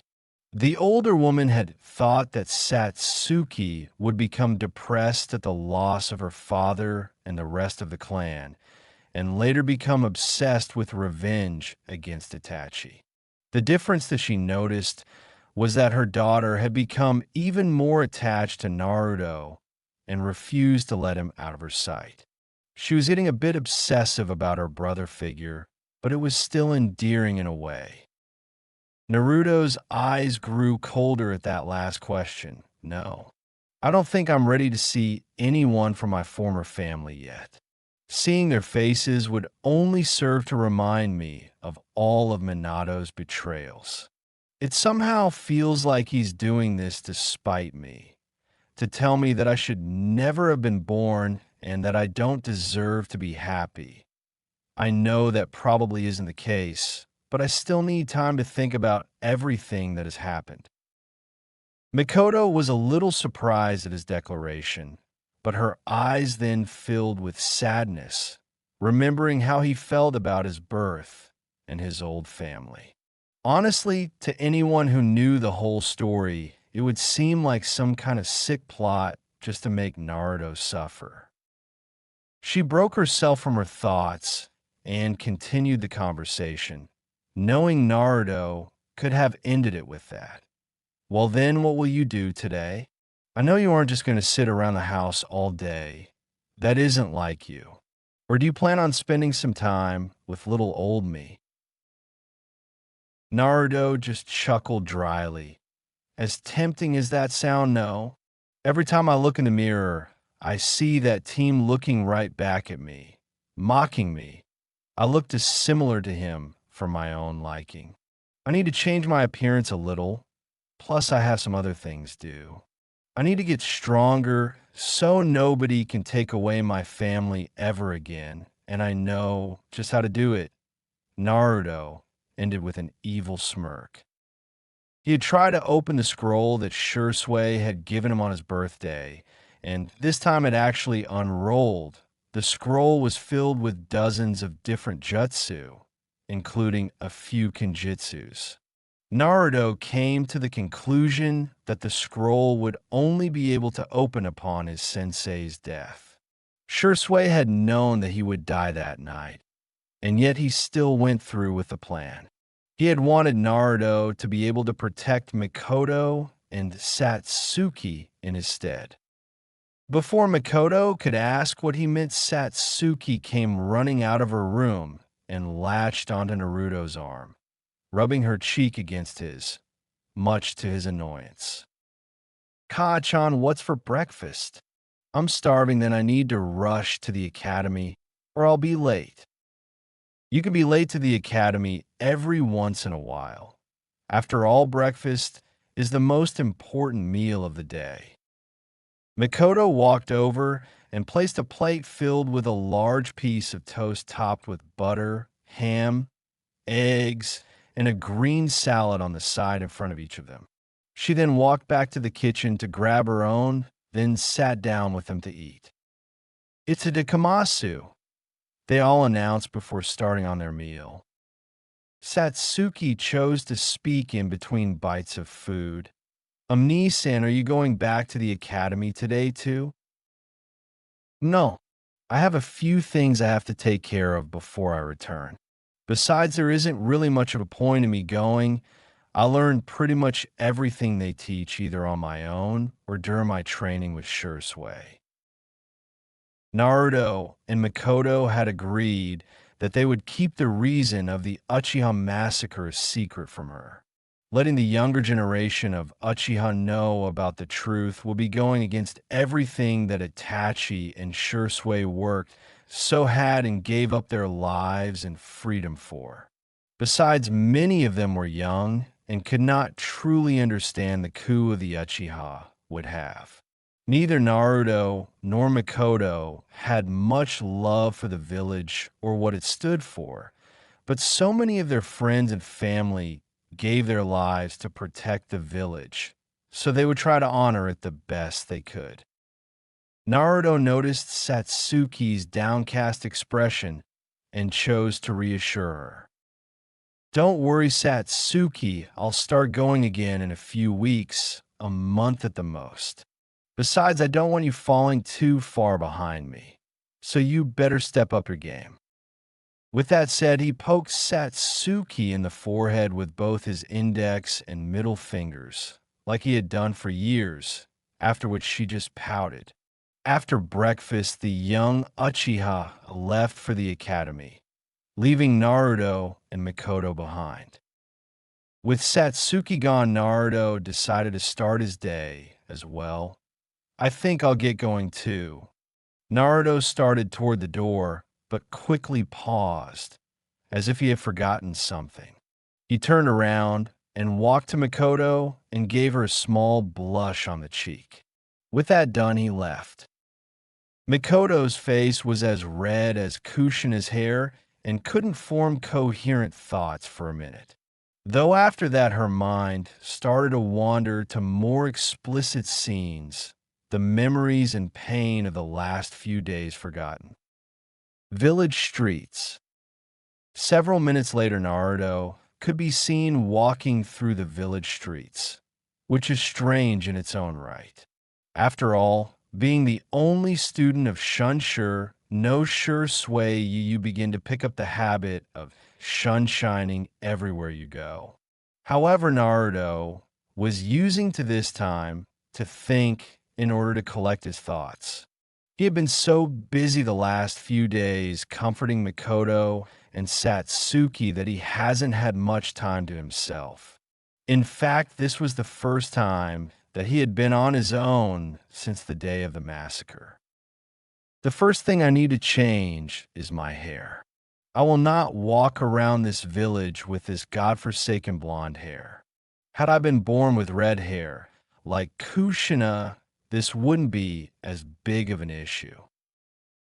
Our currently blonde friend soon found himself outside the best barber shop in Konoha. Why were they the best? They could cut your hair into any style, even if it went against what your hair did naturally. It was also owned by retired shinobi who were extremely skilled in chakra dyeing. Chakra dyeing can only be done by customers who are able to use chakra. Chakra dyeing is a process where the customer infuses their chakra into hair dye, in which the chakra makes the hair dye permanent. It can only be removed by exposing the hair to the person's chakra. And this was exactly what Naruto was here for. I guess I could also use a haircut. I haven't gotten one since before my coma. With those thoughts running through his head, He walked into the shop and was greeted by a man in his mid-60s with a slight limp in his step. "Ah, Naruto-sama, what can I do for you today?" Naruto was glad the man didn't call him by his surname. Had he done so, Naruto may have melted the man's flesh off. "I've come here for a haircut. As you can see, it has gotten quite long. Too long for my tastes. And more importantly, I came to get my hair chakra dyed." The man stroked his beard. Yes, you do look like you are due for a haircut, but many people in the village would kill to have your particular shade of hair. I'm surprised you want to get rid of it." Naruto's emotionless expression turned into a scowl. "I'm not the biggest fan of it." The man noticed the underlying disgust in his voice, but chose not to comment on it. "All right, Naruto-sama, just hop onto this chair and describe to me what kind of hairstyle you wanted." Naruto smirked as he knew just what he wanted. "All right, well, first." 2 hours later, a young man with wavy black hair that naturally parted in the middle and bangs on the side of his face that refused to touch his forehead walked out of the barber shop. This young man looked like the spitting image of a young pork-ass ace, a man he admired more than anyone. Man, that took longer than I thought it would. Chakra dying sure does take a long time. Well, whatever, I'll never be doing it again if I can help it. As Naruto walked down the street, his mind began to wander. His mind immediately went to Shisui. He really missed his sensei. He was like the older brother he never had. Hell, he had raised Naruto better than his own father had. The new Ravenet just couldn't bring it in himself to forgive his father for everything Minato had done to him. His eye caught the Yandame's face on the Hokage monument, and he remembered what Portgasti Ace once said to Hagoromo. "Do you know what it really means to forgive someone? Forgiveness means accepting all of the betrayals that a person committed against you. It isn't as simple as people think. Could you forgive Ka-san for all of the pain and suffering that she had caused to the people of this land? Forgiving her for all of her sins is no different than telling all of the people that their suffering was worth nothing and that we don't care about what she had done. I can't do that. I can't just accept what people have done without looking at their past betrayals and being able to believe that they won't do the same thing again. That is why I don't believe in forgiveness. You don't need forgiveness for the people who will stay at your side, no matter what. The people who have always been there for you will never need to be forgiven." People will then ask why I can't just forget everything that happened. People always try to forget and move on, but does that really happen? Would you be able to look at Ka-san's face and be able to forget everything that she ever did to us, to our people? No, you will always be reminded of the past. That is why forgetting is impossible. And would you want to forget anyway? The past is what shapes us, what makes us who we are today. Should we change who we are just because it's at a person's convenience? I refuse to do that. Always remember, I do not forgive and I do not forget. These are two of the most important ideals that I live by. When those memories surfaced in his mind, he had made his decision. He would live his life just as Ace had. Ace had been a man that Naruto respected above all others. He had been a man born with no special traits or abilities, but he still rose to the top in a world riddled with war and helped put an end to the tyrant seeking to control mankind. While his brothers sought noble dreams such as peace and harmony, Ace had never been influenced by them. He lived his life of his own accord and only sought two things: the answers to his lifelong questions and freedom. Naruto would live his life the same way. It was then that something caught his attention out of the corner of his eye, a tattoo shop. Naruto smirked and headed inside. Academy. Satsuki was very irritated at the moment. The first thing that happened when she walked into class this morning was that everybody rushed and crowded around, giving their condolences. These people weren't there when me and Ka-chan needed comfort, so why should they pretend to care now? Satsuki thought with a frown. The only one who actually showed that he cared about us was Naruto and I. Yes, Satsuki saw the truth. Her classmates didn't really care about her. They cared that she was one of the few survivors of the Uchiha clan. Even before the massacre, she was only popular because she was an Uchiha and everyone knew that she had received previous training. Really, all she had previously done was unlock her chakra and learn the katan, Gakyaku no Jutsu, after it was the Uchiha's rite of passage. Satsuki was sitting through another one of Irika's boring lectures. She was beginning to see why Naruto disliked the academy so much. Pretty much everything Irika was going over right now would never be used once they were outside of the academy. She just wanted to get straight to shinobi training and skip all of the useless civilian lessons, but she knew she would have to sit through them for the better part of the next few years. The Ravenet looked to her right and glared at the three Uzumaki Namikaze's siblings that were in class today. Nawaki was in the back, sleeping through the class as usual.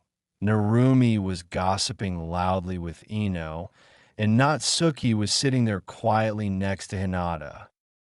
Satsuki scoffed as none of them seemed worried or even troubled in the slightest about their missing brother. TCH, they haven't even noticed that Naruto and I isn't in class today. They can't even imagine how much pain he is in. This only proves that they don't even deserve to be in his presence, and that I am his one and only Amudo. I wonder what he's doing right now. Naka Shrine. Naruto had already entered the Naka Shireen and removed the 7th tatami mat from the far right, after which he performed the necessary hand seals to remove the stone blocking the way to the secret meeting place of the Uchiha clan. This is where the Uchiha had met in order to discuss plans for the coup d'etat. Naruto had changed his attire since this morning. His previous clothes had been covered in hair, disinfectant, and a little blood. He now donned attire similar to an Uchiha's. He wore a high-collared gray shirt with an Uchiha crest on the back. Mikoto had given him a few sets of extra clothes since he lived with her most of the time. He also had on knee-length black shorts and gray shinobi sandals. His left bicep was covered in plastic wrap because of the new tattoo on his arm. The process of getting a chakra tattoo was extremely painful, so very few people got them. Having your side ripped open by your cubified sister does have its advantages. The process was similar to chakra dyeing. Naruto had poured his chakra into the ink, and from there on the process was the same as a regular tattoo. However, because it was infused with chakra, it would grow along with his body. After a few hours, it was finished, and they healed the skin with medical ninjutsu. It was an incredibly efficient process. Naruto had gotten Ace's trademark ASC tattoo. He even got the crossed out as, however, this wasn't a tribute to Sabo. It was a tribute to Shisui. It was also out of respect for Ace and a symbol to mark a turning point in his life. He would live his life on his own terms, and he would live free. He no longer cared about being accepted by the Uzumaki Namikaze family. He no longer cared about receiving training from them. He no longer cared for Jiraiya and his foolish prophecies. No, this was the life of Naruto, and he would live how he wanted. In fact, he would no longer even refer to himself as Uzumaki Namikaze and would legally change it as soon as he could. In the room stood a stone monument depicting all of the Sharingan. There was much more on the stone, but Naruto wouldn't be able to decipher it. For that, he would need the Rinnegan. To be honest, he didn't care what the stone said. He had already learned everything it said from Shisui's memories, and he had witnessed the beginning of chakra itself. He walked up to the stone and performed another set of hand seals, after which the stone started to rumble and then rise into the air. What it revealed was a much longer stairwell than the first stone. Naruto started down the pitch-dark stairwell, and as he did, the torches adorning the walls slowly started to light up. After 5 minutes of continuous walking, he finally arrived at his destination. Naruto had arrived in a room with light gray-colored walls. In front of him were 2 large concrete doors with a barrier protecting them from outside entry, and a large seal array on the left side of the room. He remembered exactly how Ace had set up this room and what to do. The Ravenet moved in front of the sealing array and bit his thumb to draw blood. In blood, he drew a pattern of 9 Magatama in the center of the sealing array, and then drew a line from each of them into a single point at the center. He placed his hand on the center and concentrated his chakra into the seal. The barrier dropped, and the doors slowly started to open. The doors revealed a large cave-like room, easily the size of the Konoha Coliseum where the Chunin exams were held. Naruto marveled at all of the seals covering the walls that were used to prevent people from entering without doing what Naruto did, and that would prevent any damage to the cave walls from either the inside or the outside. He silently noted that this place would be perfect for training in secret, but then he saw it. He finally found what he had come here for. At the other side of the cave was a large black and gold chest. Naruto slowly walked across the room until he was standing in front of the chest. He noticed the seals on it and drew the same pattern that he did to get into the room. After completing the pattern in blood, the seals on the chest started to glow bright blue until they broke and revealed what was inside. Inside of the chest was a leather-bound journal, an orange cowboy hat, and what he had hoped would still be there.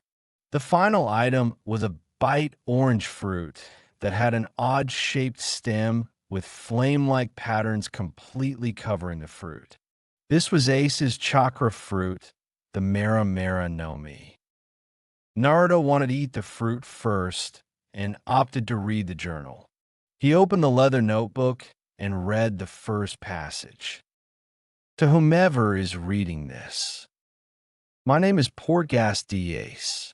The fact that you have been able to get into this cave and are reading this means that you have been chosen to be my reincarnation. As for the reasons of why you were chosen, I'd say that it is your conviction or ideals. Or at least that is probably why I never really understood the whole reincarnation deal, but my brother Hagoromo did, and that is the reason I have chosen to leave behind what may help you with your journey. If Hagoromo was right, then you've probably seen my memories to a certain degree, but I've left some notes in this journal just so you don't strain your memory. 2, you've really seen my memories, then there are probably a disturbingly large amount of parallels between us. For the sake of both of us, I will give you one piece of advice. Live life the way you want to and enjoy the journey. I've already lived mine, and I eventually found the answers I was looking for. You will too eventually. Bolgat DS. Naruto smiled a little and turned the page. It was a passage about the fruit he had found. If you're reading this, then you must be curious about the Maramara no Mi. I suppose I could give you a little background on it. The Maramara no Mi is a Logia chakra fruit. This means that your body can actually turn into the element and make you intangible. It will also give you unparalleled control over fire and heat.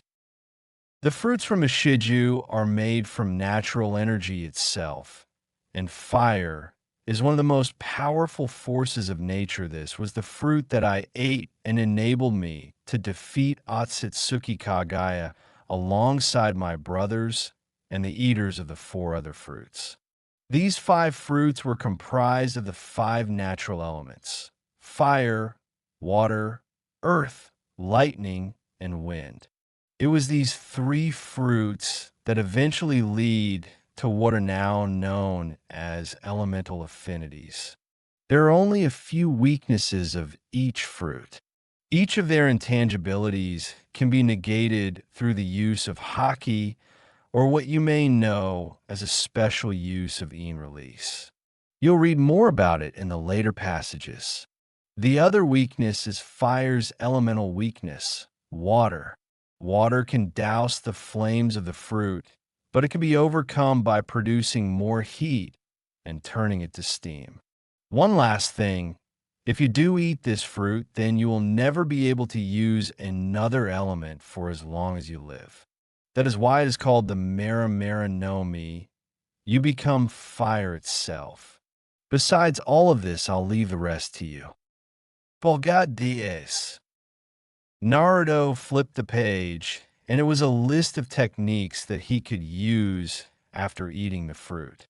He decided to save the rest of a journal for a later time and sealed it into an empty scroll he had in his pouch. He did the same with the hat, noting that he should get replicas made, as this one was quite old, though he did like Ace's style. Next, he picked up the fruit. Naruto stared at it intently before slowly opening his mouth to take a bite. He noted that it was quite juicy, but nearly spit it out after the taste reached him. The fruit tasted like hot ash, but he steeled himself and decided to eat the entire fruit. He may have let out a few tears after, but that was a story for another time. Naruto closed the chest and looked around the cave. This place would make the perfect training ground to test out my new abilities. With those thoughts, he spent the rest of the day working on gaining control of the Maramara no Mi. Uzumaki Namikaze's estate. Tsunade had just made her way into the compound. She was curious. Ever since Naruto had gotten out of the hospital, she had been wondering about him more and more. She was supposed to be his godmother, and yet she didn't know a single thing about him besides what medical reports said. She didn't even remember ever speaking to him before. Had she pushed him aside just so she could spend time with Nawaki and the girls? Sure, he was older, but that didn't mean she should ignore him. What had happened? This is why Tsunade was on her way to see the Uzumaki Namikaze family, to find out more about her godson. She had noticed that Natsuki was the only one from the family who had visited Naruto more than a handful of times. She tried to think back on the times when all of them would spend time together, and it just wasn't there. Or more like he wasn't there. She didn't have a single memory of spending time with Naruto other than when she was operating on him. With those thoughts, she knocked on the door of the main house. She was greeted by an energetic redhead. "Oh, hello, Tsunade. Why don't you come in?" Sure, there were some things that I wanted to talk about anyway. They walked into the living room and were greeted with the sight of Natsuki doing her homework on the table and Narumi reading a manga. Tsunade decided to greet the girls. "Good afternoon, Narumi." Natsuki. Namumi merely nodded, not even looking up from her book. Natsuki bowed and greeted her. "Good afternoon, Tsunade-sama. What are you doing here today?" I actually came by to see how your brother was doing after getting out of the hospital a few months ago. Natsuki looked shocked. Tsunade never came to ask about Naruto before. Kushina's thoughts were brought to her oldest son. I don't think I've seen him in a while now that I think about it. Natsuki-chan, did he come with you from the academy today? Natsuki looked down. Nissen wasn't at the academy today. In fact, he hasn't gone for the past couple of days. Even Satsuki-san came today. The two women remembered the poor girl who was one of the few survivors of the Uchiha massacre, but then they got curious. Kushina started to get angry that her own son was turning into a delinquent. If he isn't going to the academy, then where does he go every morning? I didn't raise my son to be some kind of delinquent. Tsunade and Kushina then noticed Natsuki's downcast expression. I don't know. I don't really talk to him that much in the academy. He's usually either with Satsuki-san or Hana-san. Tsunade was getting irritated at not finding any answers about Naruto. Well, why not? He is your brother, isn't he? Shouldn't you at least be friends with him? I try to spend time with him. I really do. But as soon as the bell rings, all of us, surrounded by the rest of the kinds in our class who just want to spend time with the Hokage's daughters. Nawaki also gets trapped by his fangirls. Yep, somehow he had fangirls. It was still a mystery to all of the students and teachers of the academy. It was probably due to his stuck-up emo attitude. That kind of personality just draws in girls like moths to a flame. Tsunade and Kushina grew tick marks on their foreheads. Fangirls. He's 9 years old. How does he have fangirls? They shouldn't even know about things like love yet. Tsunade screamed. Natsuki just sweat dropped at her godmother. Anyway, that's when Naruto usually leaves. Why don't you just check his room to see if he's in there? Narumi replied, clearly uninterested in the topic at hand. Kushina tried to remember the last time that she had been to his room, but she couldn't, which confused her greatly. She knew that she was a great mother, even if she couldn't train him when he was younger. Yeah, why don't we go do that? With that said, Kushina, Tsunade, and Natsuki went upstairs and stopped just before the door. I don't ever remember coming up here, Kushina stated, rather confused. You've never been up to your own son's room before? Tsunade asked suspiciously. It's not like I went out of my way to avoid him, but we had to train Narumi, Natsuki, and Narumi so that they wouldn't lose control. Tsunade could only roll her eyes, remembering Naruto's previous condition. That just worked wonders, didn't it? Tsunade opened the door, leaving a gaping Kushina and a guilty Natsuki behind. She didn't like what she found. The room was barren. Not only was Naruto not there, but there was nothing in there at all. The only thing that she found was a bed with only a mattress on it. There was dust covering everything, and there wasn't a single personal item in sight. It was quite obvious that nobody had lived there in quite a while. Tsunade's eyes hardened.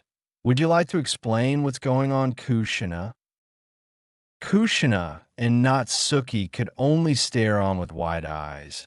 I don't know what this means. I don't know what any of this means. I swear I saw him here yesterday. I think. You think? It's obvious nobody has lived in this room for months. Natsuki now had tears rolling down her face. Her Nissan was gone, and he wasn't coming back. Tsunade had one thought on her mind. He's not coming back, wherever he is. What could Minato and Kushina could have done? Uchiha household. It was almost 7 p.m., and Naruto had just finished training.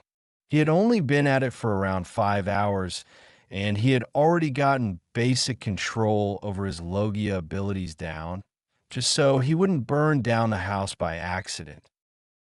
He had accidentally burned his shirt off during training when he was first getting started, and as soon as he had gotten back to the house, Mikoto caught a glimpse of his new tattoo. Needless to say, he had gotten a harsh scolding after that. He actually enjoyed it, though.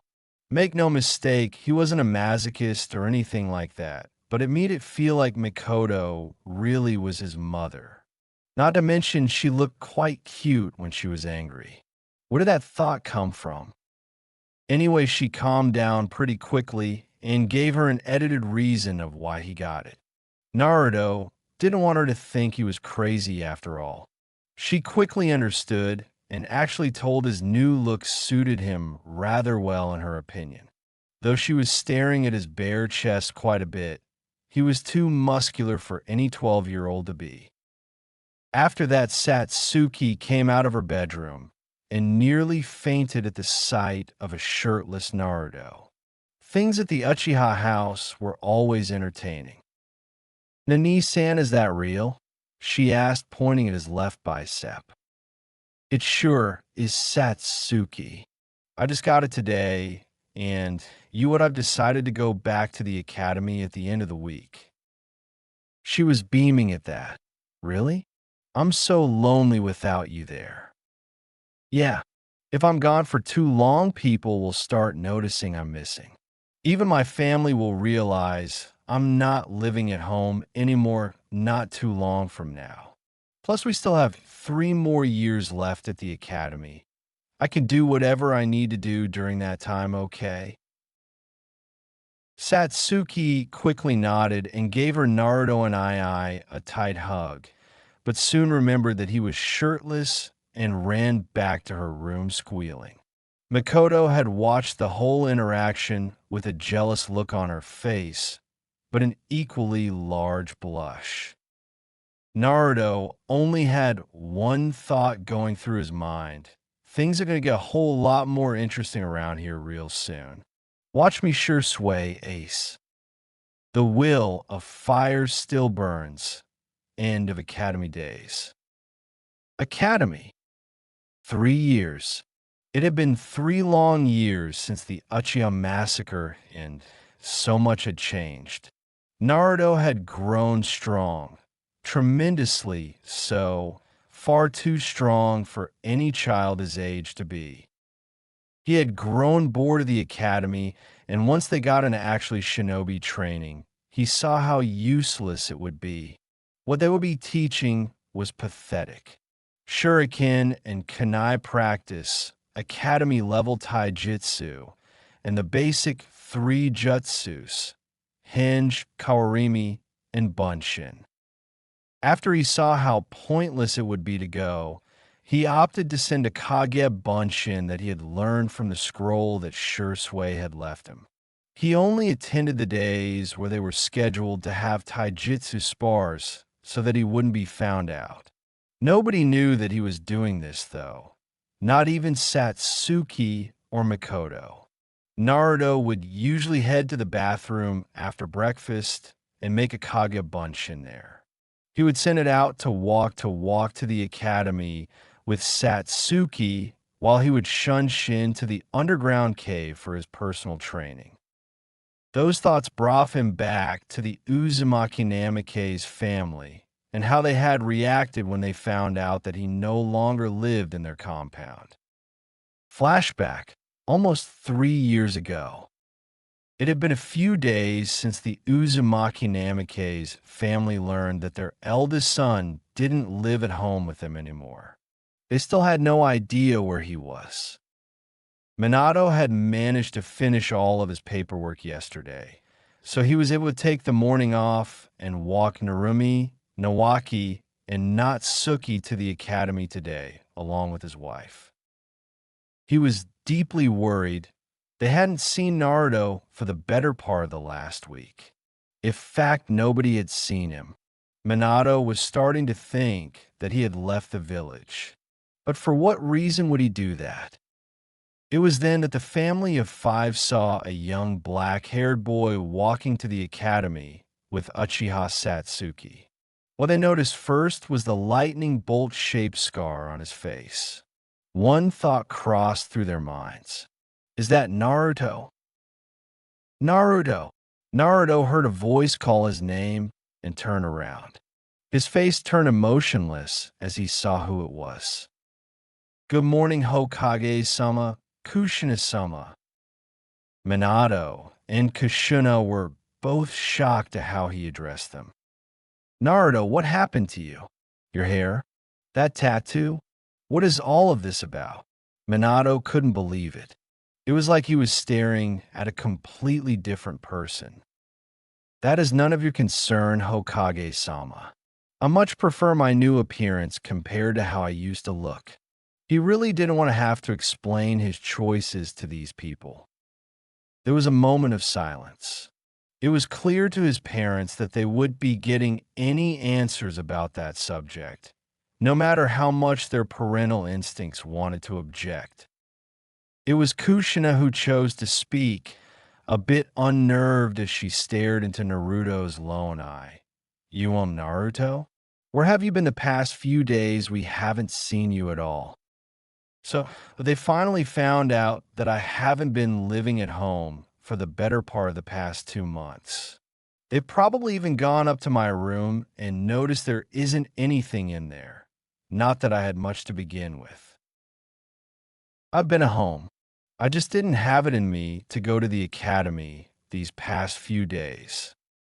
Minato started to sweat a little at the last few words. Was he close to any of the Uchiha? I can see that he is friends with Satsuki, and he probably knows Mikoto. No, he was probably just comforting them the past few days. Yeah, that has to be it. Satsuki and the rest of the Uzumaki Namikaze's children chose to remain silent. Kushina could only raise an eyebrow. Home? Where were you really? I told you that we haven't seen you at home the past few days, and it is quite obvious that you haven't been in your room in quite a while. Naruto grew tired of Kushina's little interrogation. Not your home, Kushina-sama, my home. The entire family's eyes widened in shock, even Namaki's and Narumi's. Kushina grew a bit hysterical at his answer. What do you mean? You live at the compound with us, of course. You're not old enough to move out, yet I won't let you. You're still my baby, I won't let you go. You're coming back to the compound with us right now, and we're going to have a long talk. A crowd was starting to gather around the commotion. Kushina's shouting had caught the attention of many of the people passing by, both civilian and shinobi alike. Naruto didn't react visibly to Kushina's loud outburst or the crowd she had gathered. He only responded to her emotionlessly. Let me ask you this, Kushina-sama. When was the last time that you ever treated me like family? There was a moment of silence before he continued. I would tell you, but I cannot remember. You claim to wanting to come back to your home so that you can force me to obey you and your rules, so that we can be a perfect little family again. But you are missing something important, Kushina-sama. The crowd grew curious at Naruto's pause, while Kushina and Minato's eyes widened, knowing that they would not like that they were going to hear. We have never been a family. When have you ever showed that you love me? Everything had always been about your other children, claiming that you had to pay more attention to them because of the QB, even training them early so that they wouldn't lose control of themselves. We see how well that worked, didn't we? Look at my face. Look at my body.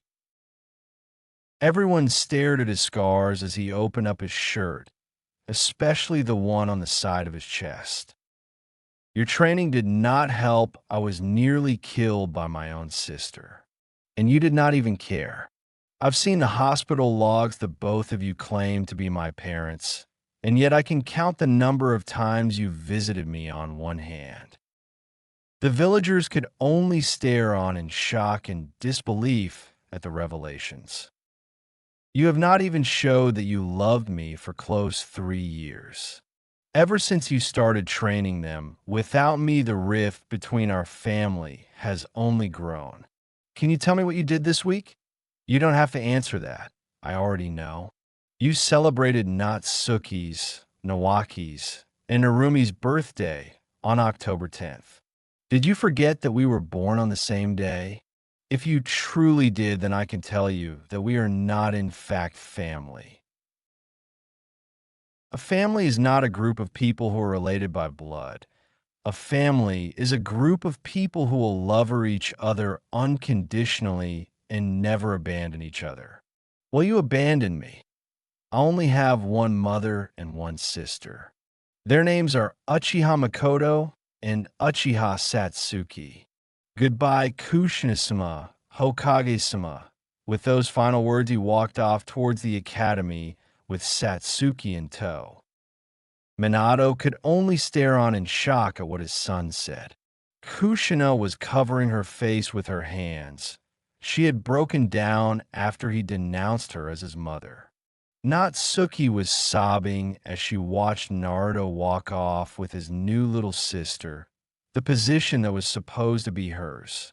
Narumi had a speechless expression on her face, thinking about how she had always acted toward him.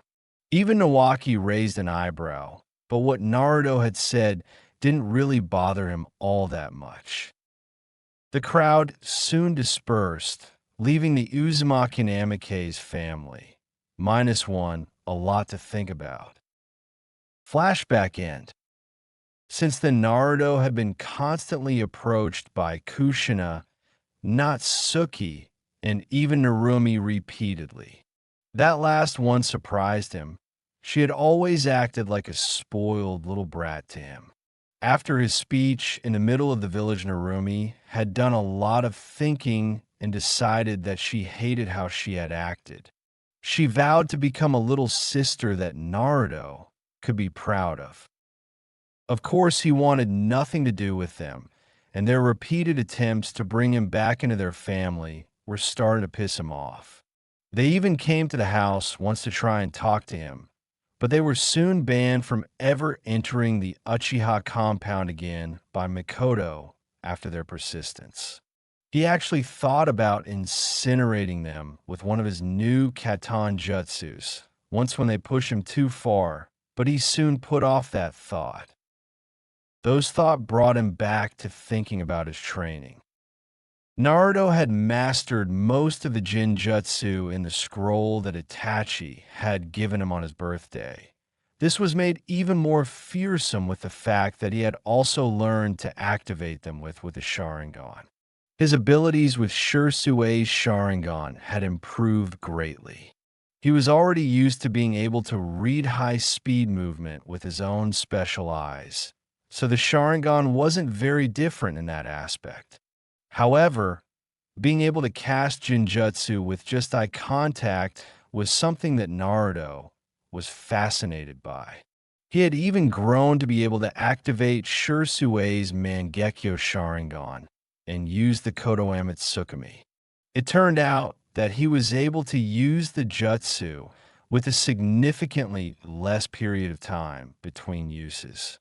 Naruto's chakra had grown incredibly powerful and potent after eating the Mera Mera no Mi, and with the chakra fruit being what gave birth to the Sharingan, his eyesight did not deteriorate with constant use. Naruto had learned most of what was in Ace's journal. His techniques took a bit of time to learn, but he mastered them all and then some. The one thing he did have trouble with was Haki. Haki was one of the only things that could negate his intangibility, so he made a point to learn it if he would ever need its use.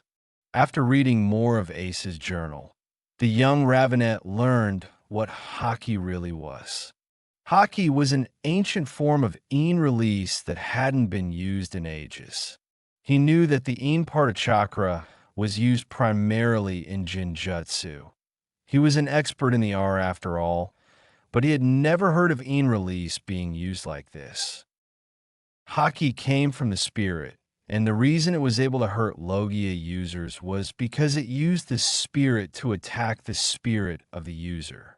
There were three types of haki: Kinbunshiku, Busashoku, and Haoshiku. Kinbunshiku haki granted the user a sixth sense of the world around them that surpassed any and all sensory abilities.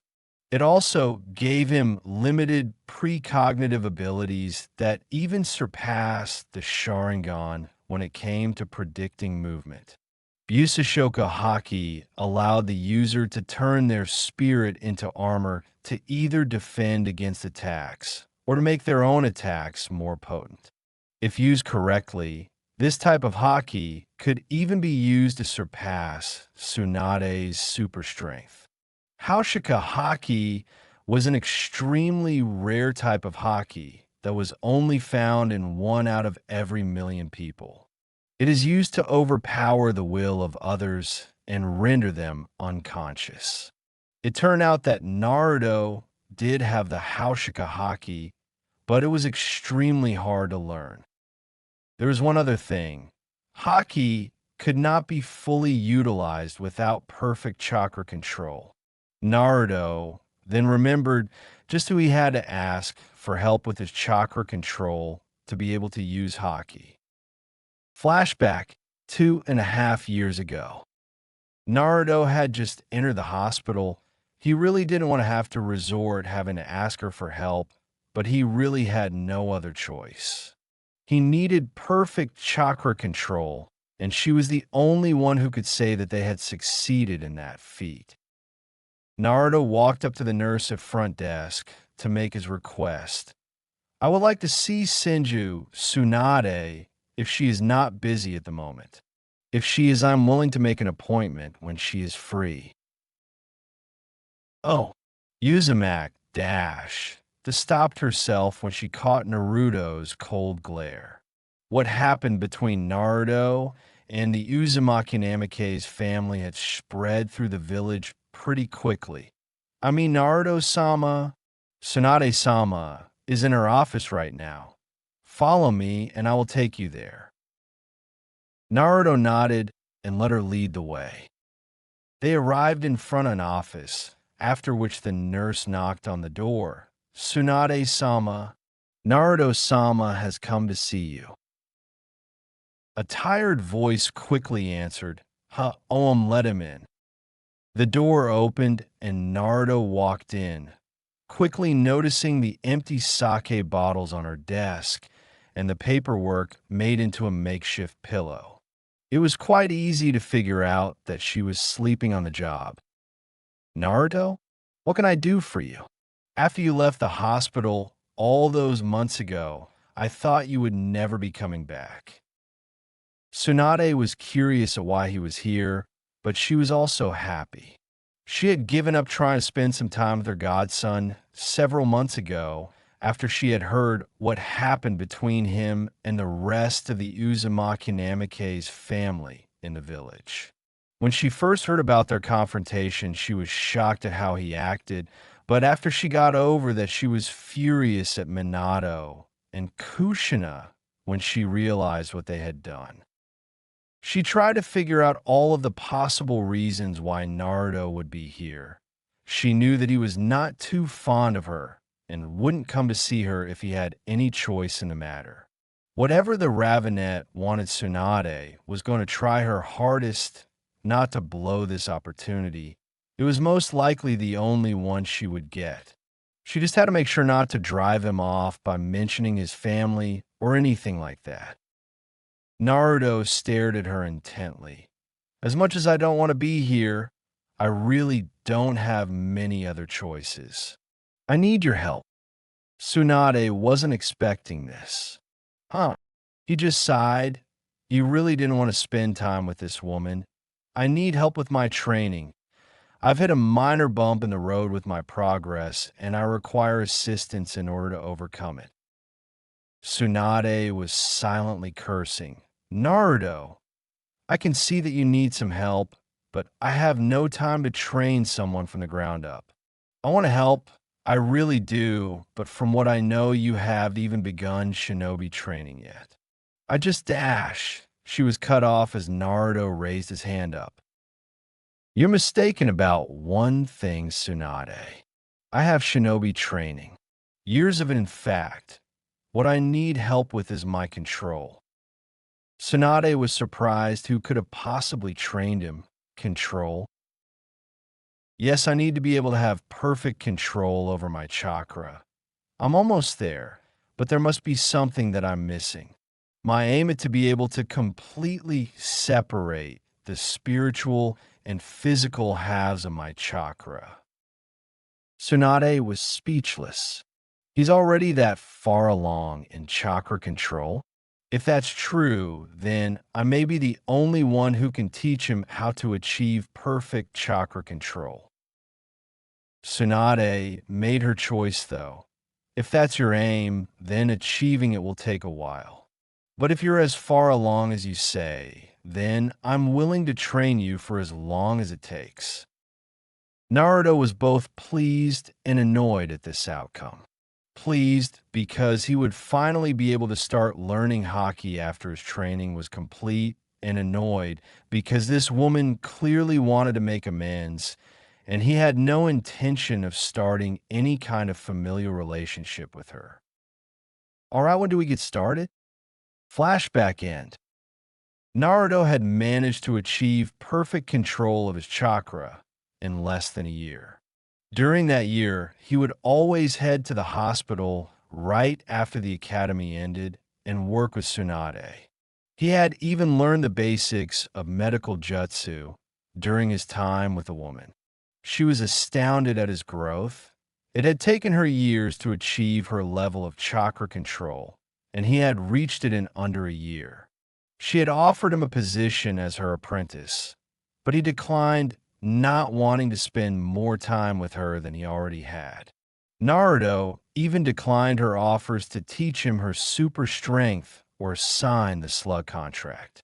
That was disheartening for Tsunade, but she was content with civil relationship they had. After Naruto finished his training under Tsunade, her immersed himself into training with Haki. He made great success with both Kin Bunshiku and Busashoka Haki. However, he only had mild success with his training in Haushika Haki. He usually tested out his new techniques at Training Ground 44, the Forest of Death. It wasn't all that it was made out to be.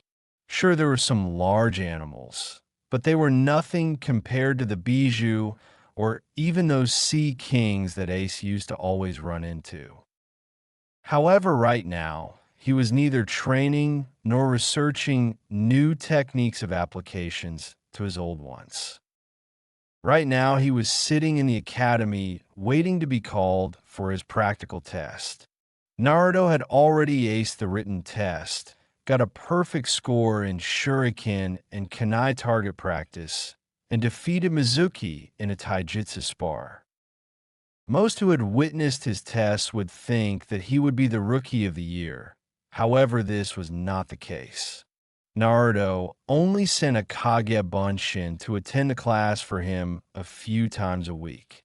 He quickly found out that he would receive all of the memories his clone received, and he would grow incredibly bored during his training after it dispelled.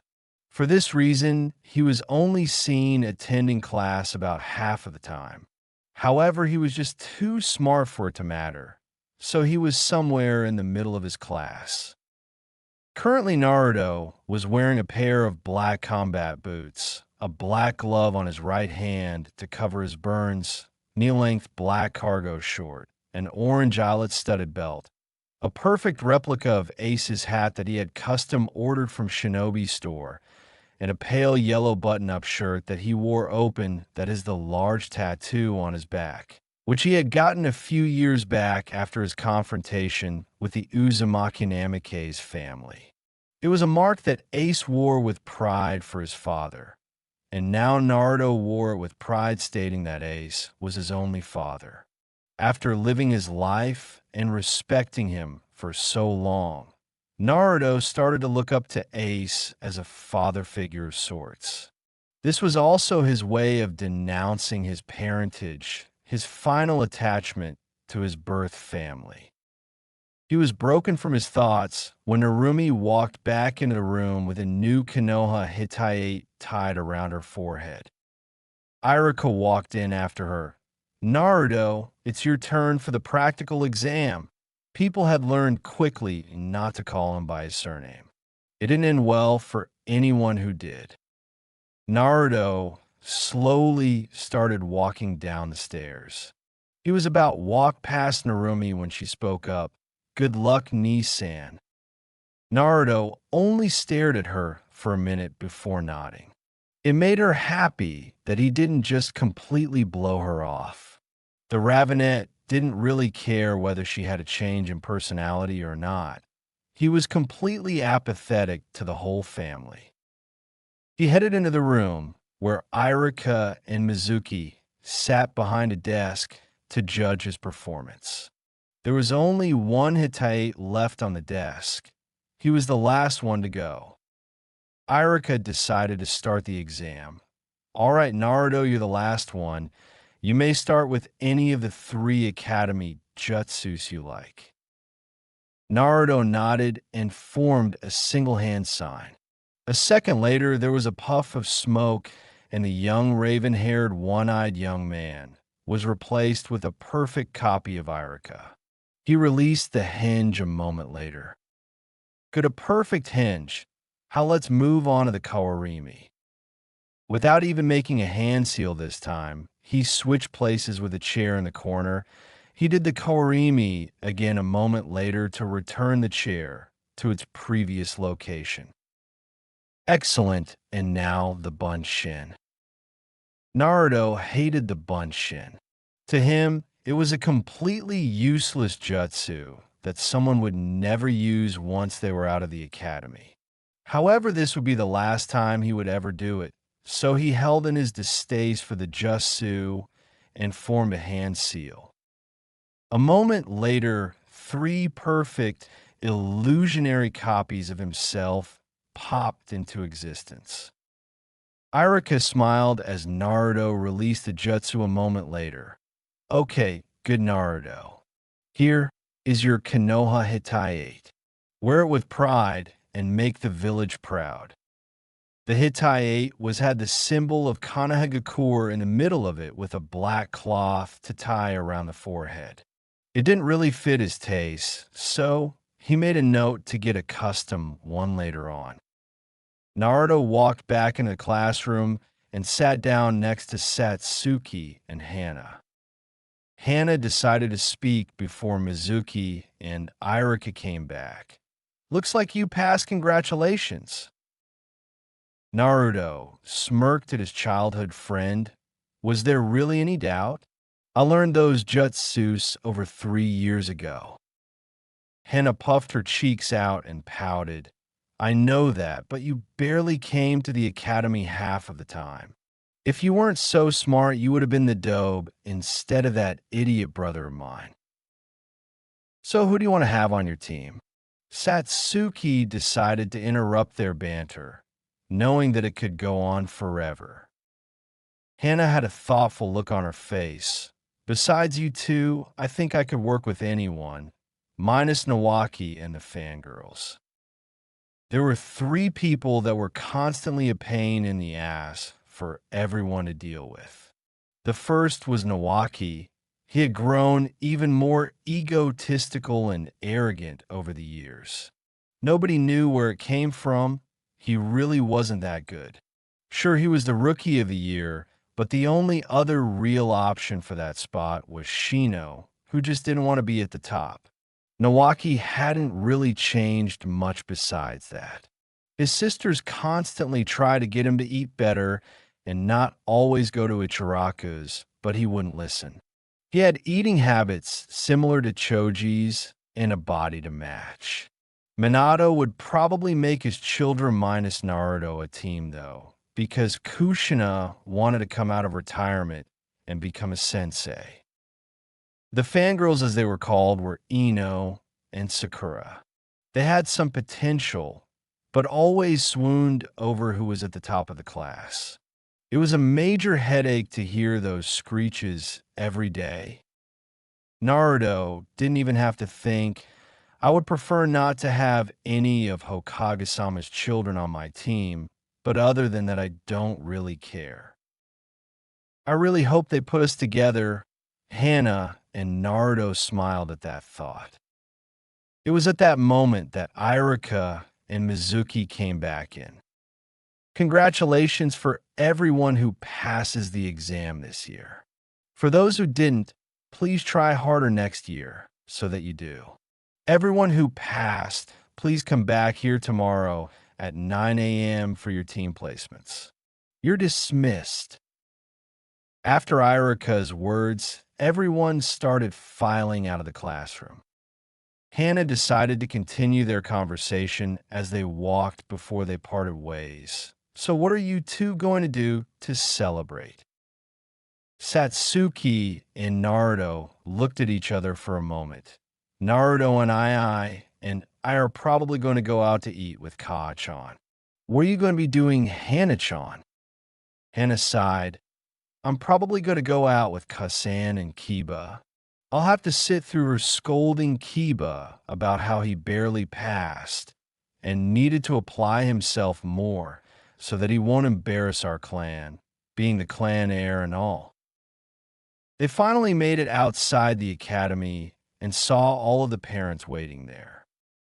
Naruto spotted Mikoto. Well, this is where we part ways for now. We'll see you tomorrow, Hana. With that, they left and made their way to Mikoto. However, luck was just not on their side. They were cut off by Narumi and Natsuki as they were walking towards Mikoto. Satsuki's eyes hardened. She and Natsuki had never gotten along. For what Naruto could gather, it all started that time, when he was in the hospital. Natsuki decided to speak. Nisan, congratulations on graduating. We were wondering if you wanted to come and celebrate with us and the rest of the family. Even Tsunade-sama and Jiraiya-sama will be there. Narumi could only face palm at her sister's way of asking. Why would she tell him that some of the very people that caused him all of this pain were going to be there? Narumi sighed. What she means is we want to celebrate passing the academy with you, Nisan. Just the three of us. You don't have to even come back to the compound. Satsuki was about to say something when she was cut off by Naruto. I appreciate the offer, Narumi, Natsuki, but I already have plans to celebrate with my family, among other things. They both left before they could see the hurt expressions on the faces of the blonde and redhead. Mikoto was worried when Kushina's daughters walked up to Satsuki and Naruto. Those two girls had some sort of brother complex for their own blood-related brother. More importantly, they wanted to stop her Naruto-kun from spending time with her. So she was happy when she saw the two Ravenettes walking to her. Congratulations on graduating, you two. How was the test? Satsuki grunted. HN, it wasn't that hard. I'm surprised that's all it takes to become a shinobi of the village. Hokage-sama seriously needs to raise the requirements to become a shinobi. I'm pretty sure I got a perfect score in everything. Mikoto could only sweat drop at the responses she got. Naruto needed something that he had been waiting years to do. Actually, I have something that I need to do before we celebrate. This confused the two women. Well, then mind if we come along and celebrate right after? Mikoto asked curiously. Naruto only shrugged. He grabbed both of their shoulders and disappeared in a flash using Shisui's specialized shunshin.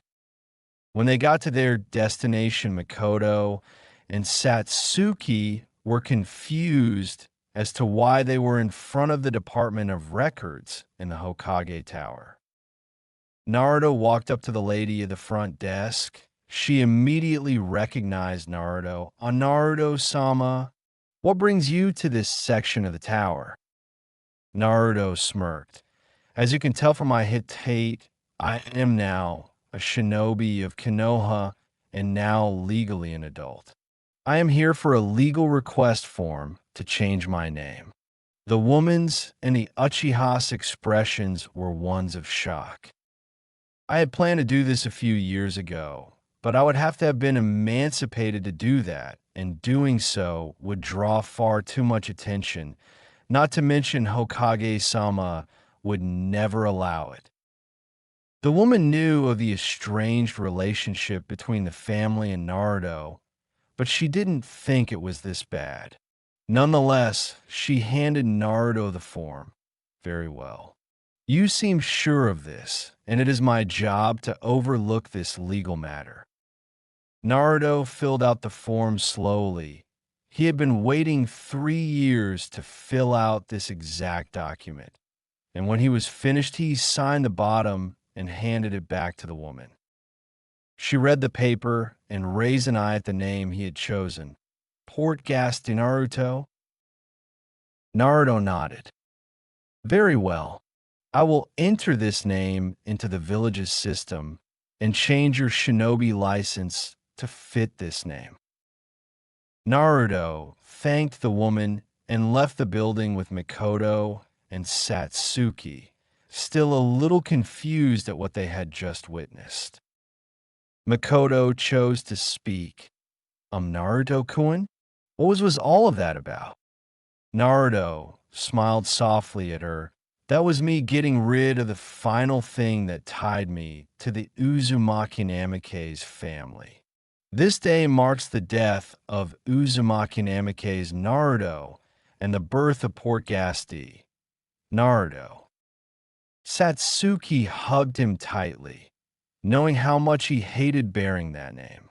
Mikoto had one final question, though. Where does the Portgas come from? Naruto stopped walking and stared into the sky. From the only man that I will ever call my father. But that is a story for another day. He grabbed her hand and pulled her towards the Akamichi's barbecue restaurant. For now, it's time to celebrate. Uchiha household. Next morning. Naruto's head was throbbing. He had drank far too much sake at the restaurant last night. He had just woken up. He looked to his left at the clock. It was only 8 a.m. He still had an hour until he had to be at the academy. It was then that Naruto noticed that there was a weight on his chest that wasn't his own. He looked down to see a mop of messy black hair and the adorable sleeping face of Mikoto using his chest as a pillow. He had really drank too much last night. He looked under the sheets and noticed that he was still wearing his clothes, but she was only in her underwear. He couldn't draw his eyes away from her perfect body, her long legs and smooth skin, all of the curves in the right places, her shapely hips, and her perfectly sized C-cup breasts. He was a teenager after all. His eyes roamed her body, and he eventually ended up at her lips. Mikoto was still wearing her pink lipstick from yesterday, and something inside him just told him to taste them. However, it was that exact moment that Mikoto began to stir and was greeted with the sight of Naruto's face as soon as she opened her eyes. She noticed the compromising position they were in and had the decency to blush. She noticed that Naruto was blushing too and got an idea. The raven-haired beauty crawled up Naruto's chest, rubbing her fairly large assets across Naruto's body and purred into his ear. Good morning, Naruto-kun. Naruto didn't know how to react to the situation at hand. He expected Mikoto to freak out or lose her temper like so many girls in the village did. but he did not expect her to start teasing him. She always did this, and it drove him crazy. Sure, she was his mother figure, but ever since the massacre 3 years ago, he had started feeling attracted to her. He didn't know what to do at the moment, so he decided to play along. Her head was right next to his at the moment, so he just whispered in her ear, "Good morning, Makoto-chan," and took the opportunity to nibble on her earlobe. She was shocked at his actions and couldn't help but let out a moan. He pulled back, and they started intently into each other's eyes for a moment before they started to inch their heads forward, closing their eyes in the process. However, unfortunately, or fortunately, whatever way you want to look at it, the door started to open and Satsuki emerged. "Hey, Ka-chan, are you up yet? Or should I start making breakfast dash?" She stopped her thoughts as she saw the position that her Ka-chan and Nisan were in. "What the hell are you two doing?" she screamed. This surprised Mikoto and Naruto, which caused them to jump away from each other. Mikoto was stuttering clumsily, trying to make an excuse that would make sense, not knowing what came over her. And me and Naruto were just, nothing was going on. It was going to happen between us." Naruto decided to recover from Mikoto's terrible lying. Satsuki, we had just woken up and had no idea how we ended up in bed together. We're just as confused as you right now." Satsuki continued to stare suspiciously at Mikoto, but after a good minute of silence, let up. "Well, I wanted to know if you were going to make breakfast, or I should start on it." Mikoto decided that this was the perfect opportunity to end the awkward conversation. "I'll get right on it. Just give me a minute to get dressed." Satsuki nodded and left the room, but not before sending one last death glare to Mikoto. "I guess I should shower and get changed too." Naruto got up and started walking to the door. "Naruto, wait." He turned around, and Mikoto pressed her lips against her son's cheek. Naruto's face flushed as he could feel something or something's pressing onto his chest. "We can continue this later," Mikoto said suggestively before walking out of the room with a sway in her hips. Naruto was left speechless at her actions, but for some reason looking forward to this later she spoke of. He decided that he needed to shower and get ready for the day. He walked into the shower and cleaned himself thoroughly.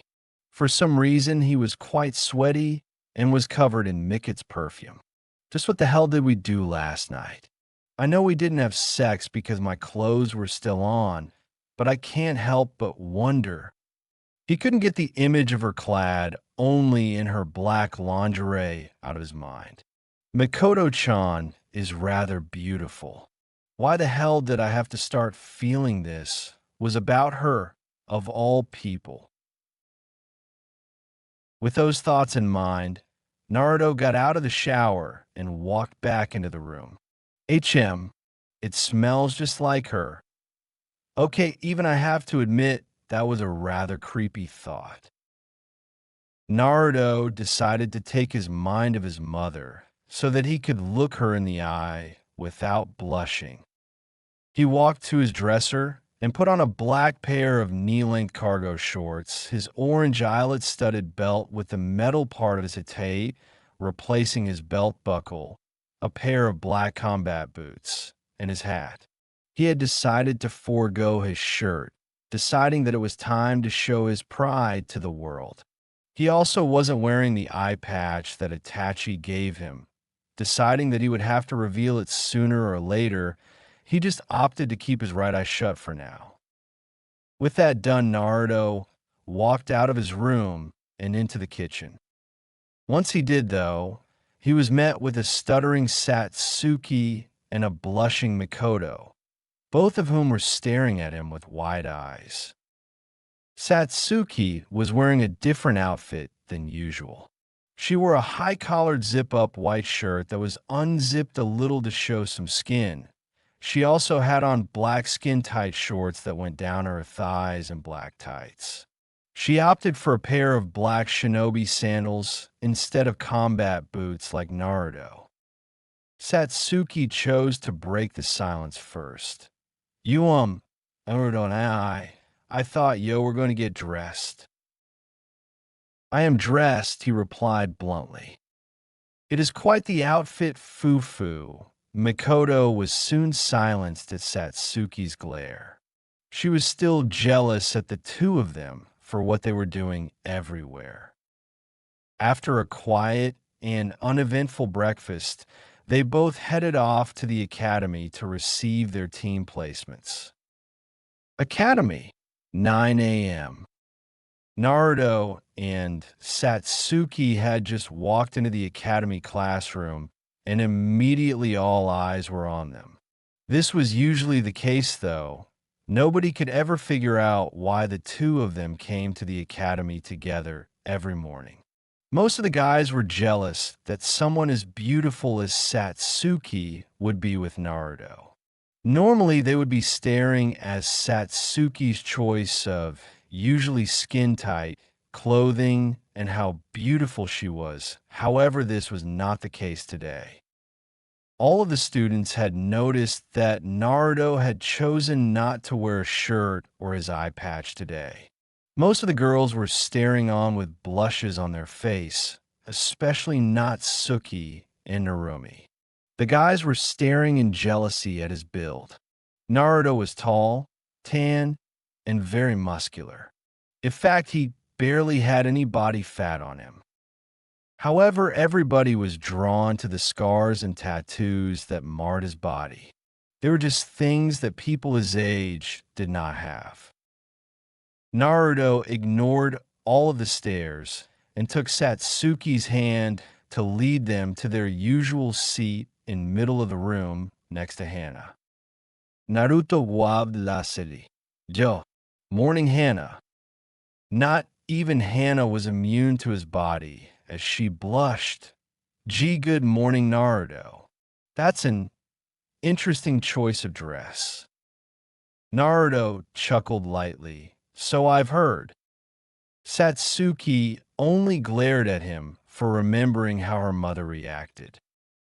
It was then that Irika walked in covered in bandages. Okay, everyone settle down so we can begin. Everybody went silent at that, but Sakura decided to ask a question. Irika-sensei, where's Mizuki-sensei? Irika slightly flinched at that, something that nobody but Naruto noticed. Mizuki-sensei had a bit of an accident yesterday night while training, so he won't be joining us today.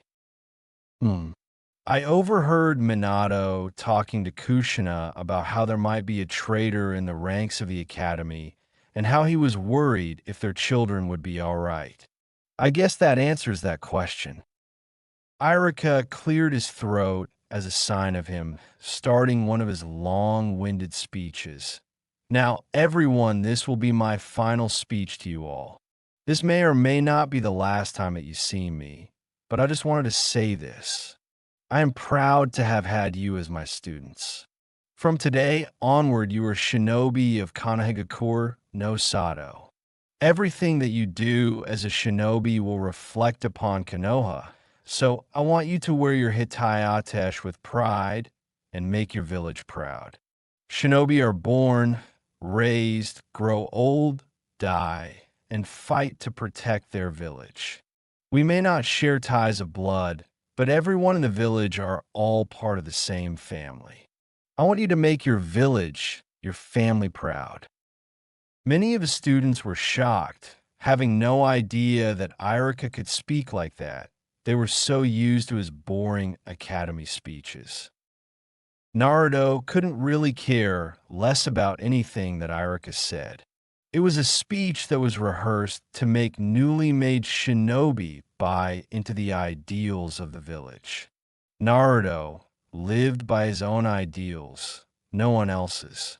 He wouldn't be so easily influenced by mere words when he had already decided how Ho would live his life. He then began the team placements. Naruto noted that teams 1 to 6 had nobody of real importance on them. However, he started to pay attention after the first person on Team 7 was announced. Team 7 will be Uzumaki Namikaze's Nawaki, Haruno Sakura Dash. Ah, true love conquers all Ino pig, yelled Sakura. Ahem. As I was saying, Team 7 is Uzumaki Namikaze's Nawaki, Haruno Sakura, Uzumaki Namikaze's Narumi, and Uzumaki Namikaze's Natsuki. Your Jounin senseis will be Hitaki Kakashi and Uzumaki Namikaze's Kushina. Natsuki and Narumi looked visibly depressed at not being on a team with their Nissan. Others were wondering why there were 4 people on the team and why they had 2 senseis. Naruto remembered something, however.